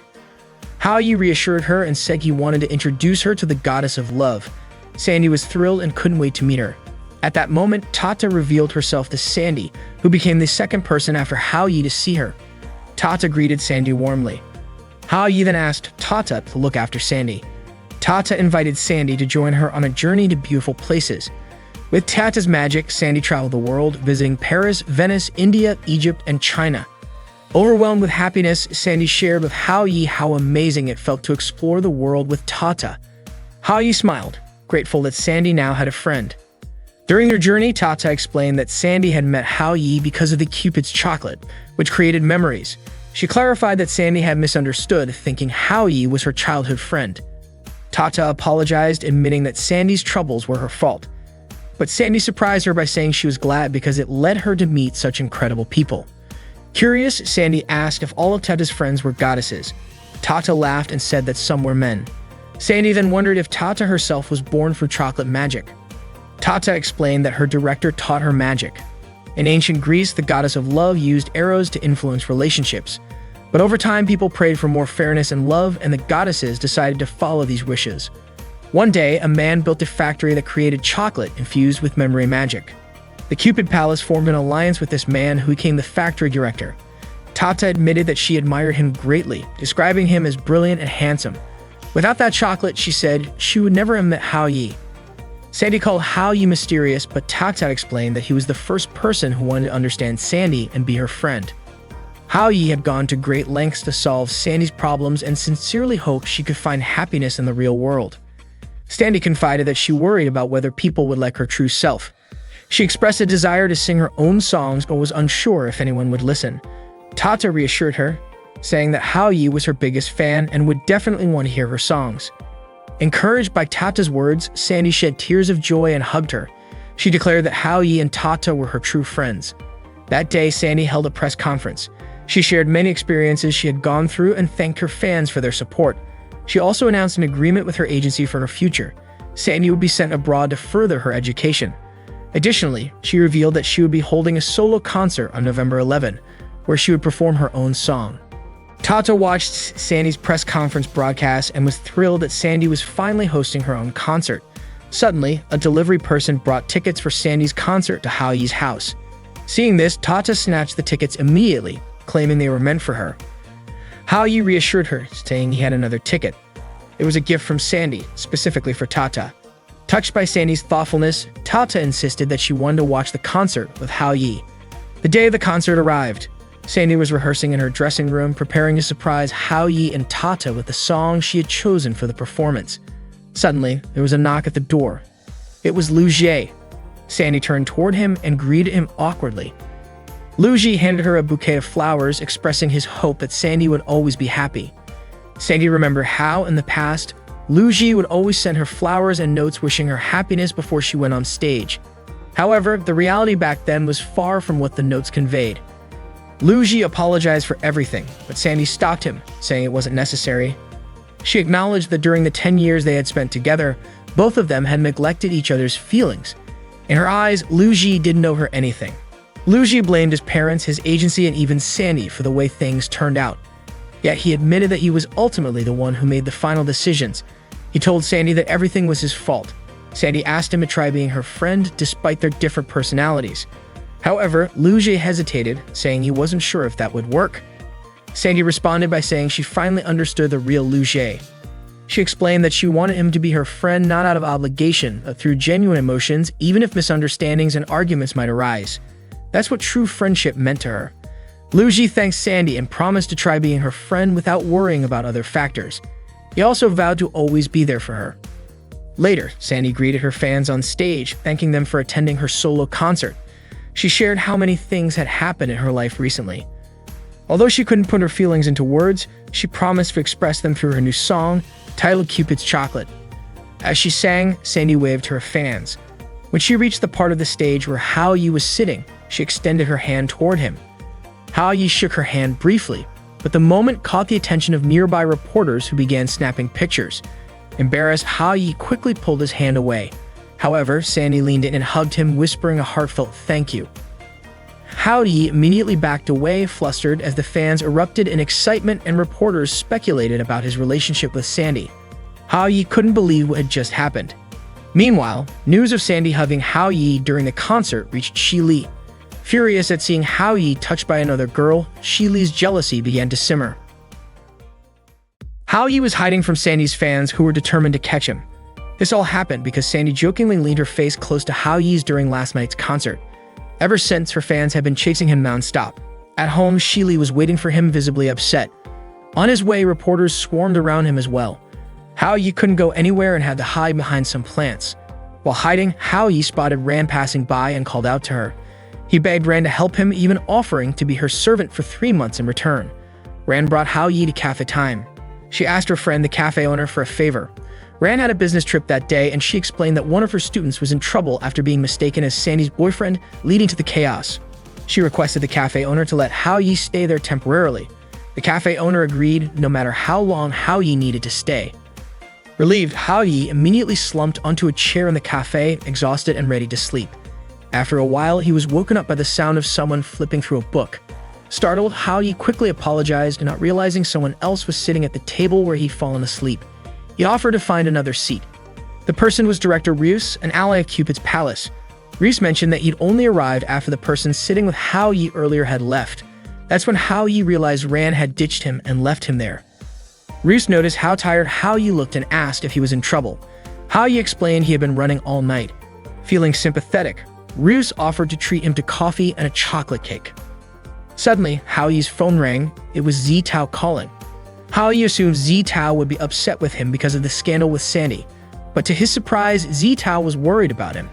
Hao Yi asked if she was angry, but Zitao assured him she knew it was all just a misunderstanding. Hao Yi told her he was fine and was at Cafe Time. Ryus, watching Hao Yi, teased him, asking if he had just talked to his girlfriend since he seemed so happy. Embarrassed, Hao Yi denied it and explained that Zitao was just a friend checking in on him. Ryus asked why Hao Yi looked so anxious, but Hao Yi couldn't give a clear answer, which made Ryus smile. Ryus told Hao Yi found him amusing and handed him a box of candies. Hao Yi was confused and asked what it meant. Ryus asked if Hao Yi believed in magic. Hao Yi replied that magic wasn't something modern society could take seriously. Ryus agreed but insisted the box contained ordinary candies, nothing magical. Just then Zitao called again, letting Hao Yi know she had arrived at Cafe Time. Hao Yi went to greet her and invited her to sit with him. He wanted to introduce her to the man he had just met, but by then Ryus had already left. Hao Yi tucked the candy box into his pocket. Meanwhile, Tata spotted Hao Yi with Zitao through the cafe's glass window. Feeling hurt, she walked to the edge of a nearby lake. She regretted worrying about Hao Yi and even packing a bag for him, thinking he no longer needed her. Suddenly, Ryus appeared in the middle of the lake and asked what upset her. Surprised, Tata asked why Ryus was there. Ryus casually replied that he was on his way back from restocking supplies and had stumbled upon something interesting about Hao Yi. Panicking, Tata admitted that Hao Yi's troubles were partially her fault and promised to fix things. But Ryus dismissed her concerns, reminding her that she was under Cupid's palace's management while he was just a chocolatier. Ryus pointed out that Tata had broken her contract by revealing herself to ordinary humans, which was a serious offense. He warned her that she could lose her 1,000-year abilities overnight as punishment. Desperate, Tata begged Ryus to save her, promising never to make the same mistake again. Ryus cast a spell on Tata, a magical control that would prevent her from interfering with humans again. He warned her that if she violated this rule, her magic would fail again. Tata finally realized the gravity of the situation. Shili vowed to kill Sandy for daring to touch Hao Yi, whom she deeply loved, and even planned to break Hao Yi's legs so they could live together in the mountains forever. Suddenly, Shili's mother knocked her unconscious, puzzled by her daughter's obsession with Hao Yi. She ordered her staff to carry Shili to the car, saying they would be flying to the US at 2 a.m. Shili's mother was determined to stop her from marrying Hao Yi. Meanwhile, Sandy publicly clarified the scandal involving Hao Yi, stating it was simply her way of thanking a fan. Though it was meant as a joke, Hao Yi felt humiliated and used by Sandy. Back at the cafe, Zitao, still with Hao Yi, pointed out that he should feel relieved now that the scandal had been cleared up and he could finally go home. But Hao Yi couldn't stop thinking about how he had almost died on the streets while being chased all night, unable to sleep. He hoped his life would return to peace now that the scandal was resolved. Zitao offered to pay for their meal and insisted Hao Yi go home and rest. Hao Yi, however, said he'd cover the bill, but then realized it wouldn't be polite to leave right after Zitao had just arrived. So he changed his mind, suggesting they enjoy the meal they had ordered together. Zitao smiled and agreed. As Hao Yi scrolled through his phone notifications, he suddenly asked Zitao for help putting on pajamas. Shocked, Zitao slapped him and dragged him to a shopping mall. It turned out Hao Yi's nephew would be staying in his house for a while, and Hao Yi wanted Zitao to help pick out pajamas for him. Embarrassed, Zitao regretted her earlier reaction, while Hao Yi felt awkward, knowing Zitao had misunderstood. Both felt self-conscious as they continued shopping. They ended up in a lingerie store where Zitao tried on some pieces. Hao Yi froze, stunned by how beautiful Zitao looked, but his silence made her think the outfit wasn't good. Zitao tried on more styles, but Hao Yi stayed quiet, distracted by his mind conjuring strange images of her. Finally, Zitao asked if she should buy them all. Hao Yi suggested she just choose the one she was holding. Suddenly, they overheard a couple shopping for lingerie. The man, doting and affectionate, kept complimenting his partner, who turned out to be a crossdresser. He even told Hao Yi and Zitao to stop staring at his partner. After the couple left, Hao Yi and Zitao burst out laughing. They spent the rest of the day strolling through bookstores, accessory shops, and even playing arcade games. Hao Yi managed to win a panda plushie from a claw machine and gave it to Zitao. They also took pictures together in a photo booth and printed them out. Hao Yi thanks Zitao for spending time with him, and Zitao admitted it had been the best day of her life. On their way home, a group of people suddenly called out to them. Hao Yi recognized one of them as someone who accused him of ruining Suan's costume at the Anime Expo. The group blamed Hao Yi for causing trouble and planned to teach him a lesson. They prepared to gang up on Hao Yi, and Zitao grew worried, knowing Hao Yi wasn't the strongest guy. Hao Yi apologized to Zitao, explaining that he didn't show his true strength during his last visit to her house because he didn't want to cause trouble. But now he had no choice but to fight back. Hao Yi told Zitao to hide while he dealt with the group. Zitao, concerned, called the police. Despite being outnumbered, Hao Yi managed to take them down one by one. Zitao was shocked by his martial arts skills. Just as Hao Yi defeated the last of them, the police arrived to arrest the attackers. One of the officers commented on how unexpected it was for Hao Yi's friend to call the police. Zitao, recalling how scared Hao Yi had been during a previous confrontation with her bodyguards, couldn't believe how skilled he was at kung fu. The officer explained that it was no surprise since Hao Yi's father was the chief of police. Hearing this, Zitao was amazed and called him incredible. The officer added that Hao Yi's father would definitely hear about the fight. Hao Yi walked away knowing his father would just call him a troublemaker. To Hao Yi, there was nothing extraordinary about himself, and in his mind, police officers were just bad people. The police arrived to secure the teenagers who had ganged up on Hao Yi. Zitao couldn't believe that Hao Yi was skilled in kung fu, and also the son of the chief of police. She called it amazing. But for Hao Yi, it wasn't extraordinary at all. It just brought back memories of his childhood when he wanted to become a police officer like his father. Hao Yi and Zitao walked home together. It was getting late and Hao Yi planned to escort Zitao back, but Zitao wanted to spend more time with him because she still had questions to ask. Hao Yi refused to answer anything Zitao was curious about, suddenly becoming cold toward her. Zitao insisted on having just a little more of his time. Eventually, Hao Yi handed her a canned drink and invited her to sit down with him. Zitao then asked if Hao Yi was worried about something. Seeing Zitao's curiosity, Hao Yi decided to share his story. When he was young, Hao Yi really wanted to be a police officer. He always got good grades and ranked first in school. He wanted to show his achievements to his parents, but they never praised him. They were always busy. One day at the supermarket, he saw a child asking their mom for something. The mom said she would buy it as long as the child got a perfect score on their test. Watching this made Hao Yi feel envious. Hao Yi even celebrated his 9th birthday alone at midnight because his parents were too busy. Singing happy birthday to himself was far from enjoyable, and Zitao understood the burden Hao Yi had carried in his heart. Everything changed when Hao Yi turned 11. Two criminals broke into his house, planning to kidnap him as revenge against his father, who had arrested their son. Hao Yi hid in the storage room and called the police, explaining that he was in danger and needed help. The officer on the line told him his father wasn't at the station but assured him someone else would come to his rescue. All Hao Yi could do was cry and wait, hiding in the dark. He believed his father would show up to save him. Suddenly, he heard the sound of police officers apprehending the intruders. When one officer opened the storage room to rescue him, Hao Yi thought it was his father, but it wasn't. His father was busy handling an important case. Hao Yi felt crushed. Although he was safe, his father didn't want something like that to happen again. The family started moving frequently to avoid danger, but only within nearby neighborhoods. For Hao Yi, home no longer felt like a warm, safe place. Hao Yi eventually met someone who truly cared for him. Ms. Jai Ran, their next-door neighbor and his teacher. They met when Ran dropped her groceries and Hao Yi helped her pick them up. From then on, Ran began tutoring Hao Yi, teaching him household chores and looking after him. To Hao Yi, Ran wasn't just his teacher, she was like an older sister. On a day when Hao Yi was alone again, Ran invited him to have dinner with her. She even cooked a feast just for him. Hao Yi ate everything and burst into tears, reminded of the rare times his mother cooked for him. Ran hugged him tightly, telling him he was a wonderful child. To Hao Yi, Ran felt more like real family than his own parents. Ran even sat down with Hao Yi's parents to discuss him. After hearing what Ran had to say, his parents apologized for neglecting him and promised to be more understanding and attentive. Ran gave Hao Yi's father 2 gym club cards so he could teach Hao Yi self-defense. But on the day they were supposed to go, Hao Yi waited outside the gym all day. His father never showed up because of work. Hao Yi was immensely grateful to Ran for being the first person to truly care about him. But despite her efforts, little changed in his life. Hao Yi couldn't help but wonder, if his life were simpler, would that make him a bit happier? On New Year's Eve, Hao Yi couldn't spend time with his family. His parents were busy with work again. They genuinely wanted to have New Year's dinner with him, but they had no other choice. His father asked Hao Yi to understand. Suddenly, Ran showed up with a New Year's gift. Hao Yi quickly invited her in to join him for dinner since his mom had made dumplings. Hao Yi begged his father to help make dumplings together. Even though Hao Yi felt sad and nothing had changed, he didn't want to disappoint Ran.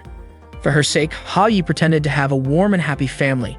Deep down, he hoped his father would feel guilty. Hao Yi's father arranged for his colleague, Uncle Wang, to teach Hao Yi self-defense. To outsiders, Hao Yi's family looked like an ordinary, peaceful household, but only Hao Yi knew the truth. Meanwhile, Tata noticed Hao Yi and Zitao together. Zitao asked Hao Yi if he went out of his way to help her because he understood how painful it felt to be alone. Hao Yi admitted that he just didn't want Zitao to go through what he did. Zitao was moved to tears, realizing that while Hao Yi was always helping others achieve their dreams, no one was helping him with his. When Zitao asked Hao Yi why he helped her Suan and Yuan, Hao Yi brushed it off, saying he didn't care about himself anymore. Zitao hugged him tightly and asked why he was always there for everyone else during their worst moments, yet never let anyone help him. She insisted that he also needed someone to share his pain with. Zitao was confused why Hao Yi kept everything bottled up, leaving her Suan and Yuan in the dark and unable to support him. She told Hao Yi that it hurt her not being able to help him. Hao Yi wiped Zitao's tears and told her he didn't want her to waste time on something pointless. Zitao hugged him again and said it wasn't pointless. It was about his dream of becoming a police officer. Even though Hao Yi felt sad, lost, lonely, and angry, Zitao knew his admiration and determination hadn't wavered. She believed Hao Yi wouldn't give up on his dream. Hao Yi embraced Zitao and thanked her. Seeing this, Tata walked away. She convinced herself that she was fine. She realized that Hao Yi was noble and kind-hearted, and it seemed like he had liked Zitao for a long time. Suddenly, Tata burst into tears, recalling her moments with Hao Yi. She couldn't understand why she was crying or why her heart hurt so much. Tata went up to the rooftop to reflect. No matter what the future held, she knew Hao Yi would never know her feelings, and she decided she wouldn't interfere with his life. Still, Tata couldn't help but wonder if there was any place for her in Hao Yi's future. Out of nowhere, Kral, Tota's friend from Cupid's palace, appeared. Tata immediately tried to distance herself. Crow offered her snacks and flowers, but she ignored him and kept walking away. Crow asked why Tata was avoiding him. Instead of answering, she demanded to know why he was in the human world. Crow said he came to take her back with him. He also asked if Tata hadn't already taught Hao Yi how to undo the magic and whether Hao Yi could handle things on his own. Tata told him she still had something to take care of and asked him not to interfere. Crow stopped her from leaving and said he was the only one who truly cared about her. He pointed out that Hao Yi already had a girlfriend, so there was no reason for her to stay. Tata replied that she hadn't yet found the girl who left the chocolate on the rooftop, so she couldn't leave. She promised she would return after finding that girl. In truth, Tata didn't want to go back to Cupid's palace, but she wasn't sure if Hao Yi needed her anymore. 500 years ago, Tata became a love goddess and moved into Cupid's palace for the first time. She was overjoyed to live there. One day, she accidentally bumped into Crow while he was walking. Tata quickly apologized. Crow asked for her name and she introduced herself, saying she was in charge of monitoring Area 13. Crow was instantly captivated by Tata and fell in love with her, though his over-the-top behavior made Tata think he was weird. Crow introduced himself as the guardian of Area B16 and suggested that Tata should work with him in B16. He promised to give her everything she could ever need: food, a home, even marriage. But Tata firmly refused and told Crow to stop following her. Despite her rejection, Crow kept pursuing her. He prepared lunch for her, watched over her while she slept, and even brought her chocolate. However, Tata knew it was Cupid's chocolate, so she threw it away and told Crow to give up since he wasn't her type. Tata laughed as she recalled the time Crow had brought her that chocolate. She knew it was Cupid's chocolate and didn't eat it, but that was something Hao Yi had done too. Thinking about Hao Yi made Tata feel sad. She knew he had fallen in love with Zitao and might not need her anymore. That morning, heavy rain poured down. Haoyu was worried about Zitao as she had been out late. He wondered if she was getting enough rest. Suddenly, Zitao called Haoyu, asking for his help. This time, it was about Suan. That morning, Suan was participating in a contest at an anime expo.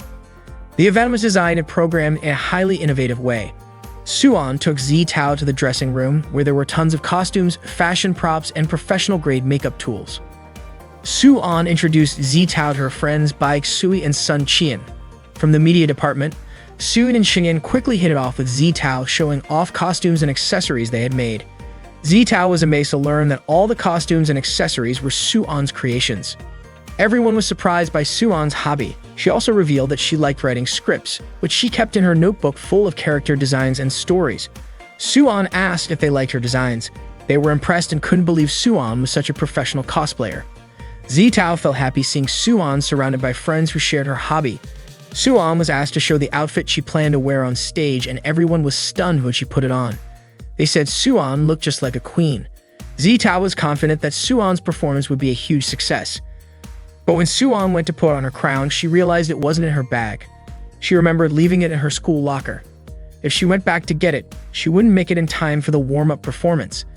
Zitao reassured her, saying her friends could step in for the warm-up act. Sui and Xian agreed to help and promised to do their best.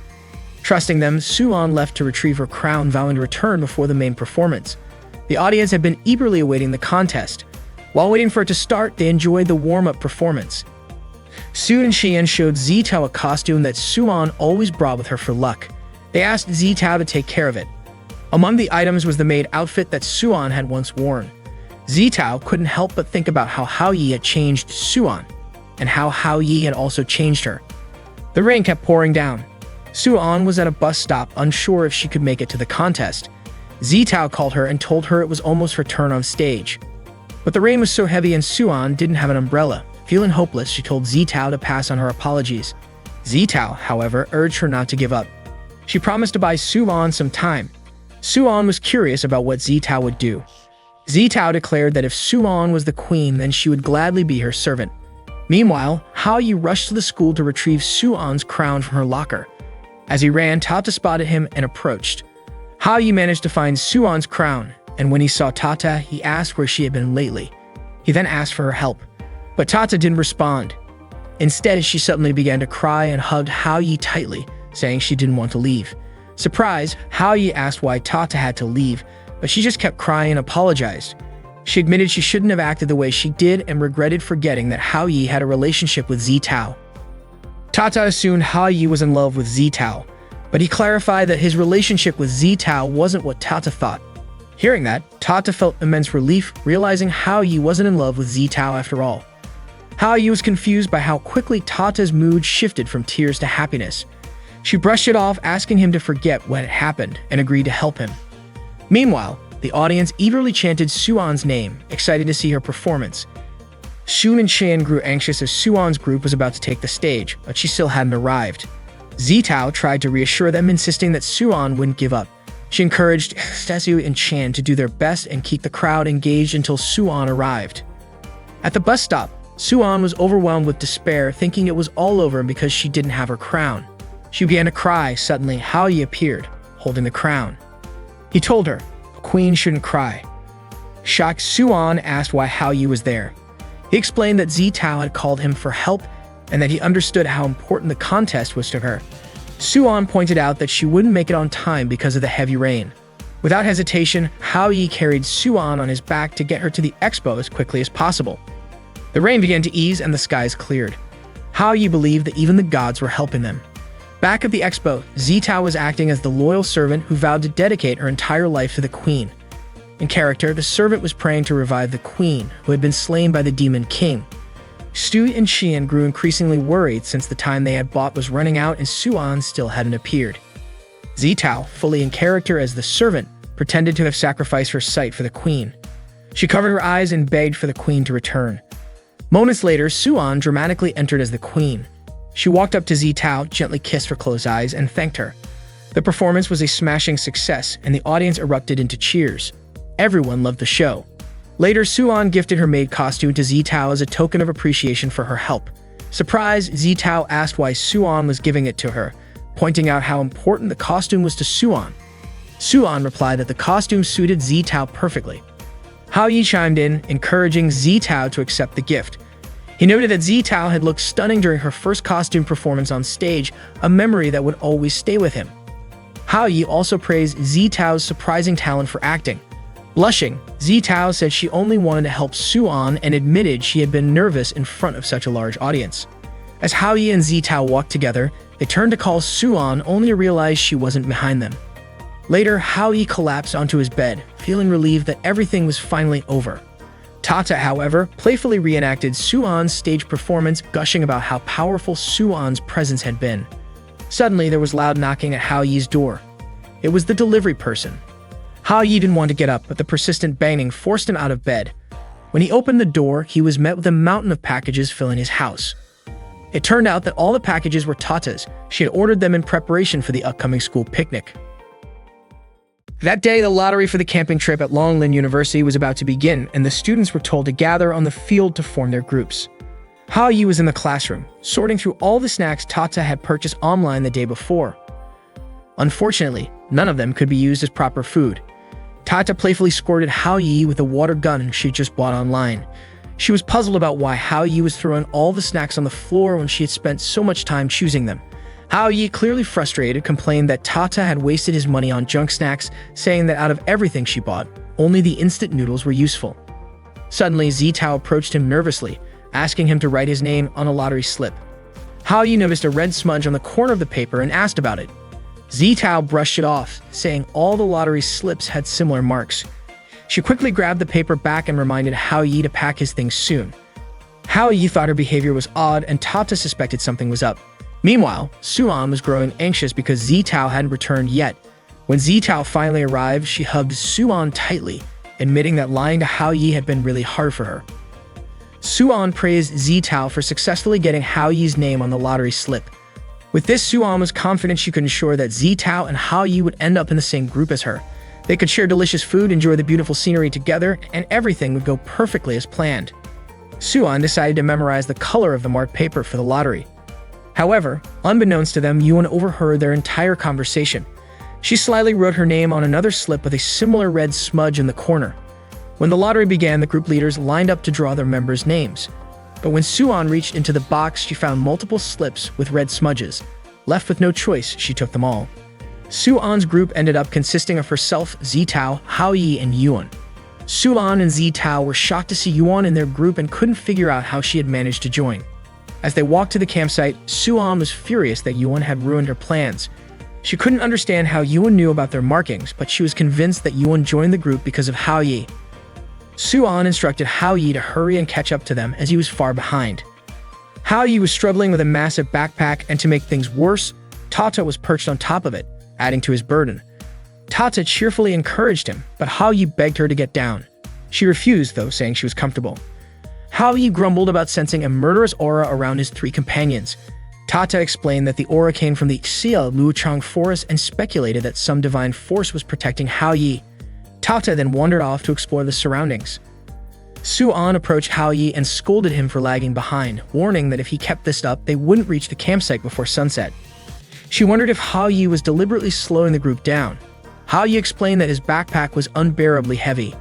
Zitao apologized, saying her servant had packed too many things into the bag. She offered to carry it herself, but Suan stopped her, reminding her that Hao Yi had volunteered to carry Zitao's bag. As a man, he should be able to handle it. Reluctantly, Hao Yi assured them that the backpack wasn't too heavy and that he could manage. Yuan chimed in, suggesting that Zitao should carry her own bag for the sake of gender equality. Zitao apologized again, but Suan didn't like Yuan's remark. Suan tried to take the bag from Hao Yi but couldn't lift it. Zitao asked if Suan was okay, saying that she should let her carry it instead. Yuan teased that since Suan had volunteered, she should follow through, which only irritated Suan more. Determined, Suan carried the heavy bag but quickly became exhausted. Hao Yi handed her a tissue to wipe her sweat, but Suan told him not to pity her. Hao Yi explained that he just felt guilty for sharing his burden. Suan said she was doing it for Zitao, not for Hao Yi. Hao Yi remarked that he had just discovered Suan's softer side and that his negative perception of her was beginning to change. Offended, Suan hit him and handed the bag back to him. The group crossed the river and finally arrived at the campsite. The scenery was stunning, with fresh air and breathtaking views. Suan reminded everyone to set up their tents before nightfall. Hao Yi was exhausted when Zitao approached to help him, but Yuan also invited Hao Yi to set up a tent together. Zitao gave in, but Suan immediately asked Yuan to help her with the tent, while Zitao and Hao Yi prepared dinner. As Suan watched Zitao and Hao Yi cooking together, she felt grateful that their relationship was going well. Even though Suan liked Hao Yi, she realized that he preferred gentle girls like Zitao. Yuan wanted to approach Hao Yi, but Suan stopped her. However, Yuan pointed out that the tent was finished and it was time for dinner. Yuan walked up to Hao Yi and suggested that if the camping trip lasted for more than a day, it would be better to serve cold meals since they were easier to prepare and more nutritionally balanced. Yuan had even prepared some for Hao Yi. Zitao complimented Yuan for being amazing at cooking such fancy dishes. Hao Yi invited Zitao to try Yuan's food, but Zitao reminded him that she had made steak for him. Hao Yi agreed to eat the steak too, but Yuan objected, saying steak at dinner was bad for digestion. Hao Yi then invited Yuan to join him for sandwiches instead. Zitao countered by offering carrots, claiming they were better for digestion. Just as Hao Yi was about to eat the carrots, Yuan pointed out that roasted carrots lose their nutritional value. The two girls continued to argue over whose food Hao Yi should eat. Frustrated, Suan snapped at Hao Yi for being indecisive and demanded to know whose food he would eat. Hao Yi finally decided to eat everything. Suddenly, Shili called Hao Yi, asking where he was. Hao Yi explained he was camping and mentioned it was a shame Shili couldn't join since she was in America. To his shock, Shili declared she was coming over right away. Panicked, Hao Yi tried to dissuade her. Moments later, Shili arrived by helicopter. She rushed to Hao Yi, claiming she had used every means to escape and come to him, even bringing him plenty of gifts, only to find him flirting with other women. Suan was irritated by Shili's baseless accusations, pointing out that they were all just part of the same group. Shili dismissed the idea of a group, saying she only wanted to be with Hao Yi. She threatened to deal with Hao Yi's friends, but Hao Yi quickly calmed her down and invited her to join them for dinner. Suan warned Hao Yi against indulging Shili because Zitao had prepared the food specifically for their group. Unfazed, Shili threw the freshly cooked food to the ground, declaring that since Hao Yi was her boyfriend, everything he ate or did should be decided by her. Shili demanded everyone leave, but Suan refused, retorting that Shili should be the one to go and that Hao Yi wouldn't listen to her. Enraged, Shili attacked Suan, but Suan managed to block her. Hao Yi tried to intervene, asking them to stop, but Shili kept chasing Suan, trying to strike her. Suan disliked the chase, but realized Shili wouldn't stop, so she kept running. Shili swung her sword repeatedly, but Suan dodged every time. One of Shili's sword swings hit a campfire, sending embers flying into the surrounding items, igniting a fire near the tents. Hao Yi and Yuan scrambled to extinguish the flames. Zitao rushed to fetch water, but accidentally dropped her bucket, which was swept away by the river's current. As Zitao tried to retrieve the bucket, Hao Yi noticed her struggling and ran to stop Shili, who was preparing another attack. Shili, furious that Hao Yi was defying her because of another woman, cried that she only wanted to be with him. Meanwhile, Zitao struggled against the river's current and was on the verge of being swept away when Suan reached out to grab her hand. Hao Yi, angry at Shili, told her this wasn't a joke and rushed to help Suan and Zitao. Shili, worried, ran after him, warning that it was dangerous. Yuan suddenly intervened, calling Shili and slapping her. She told Shili to stop causing trouble for everyone.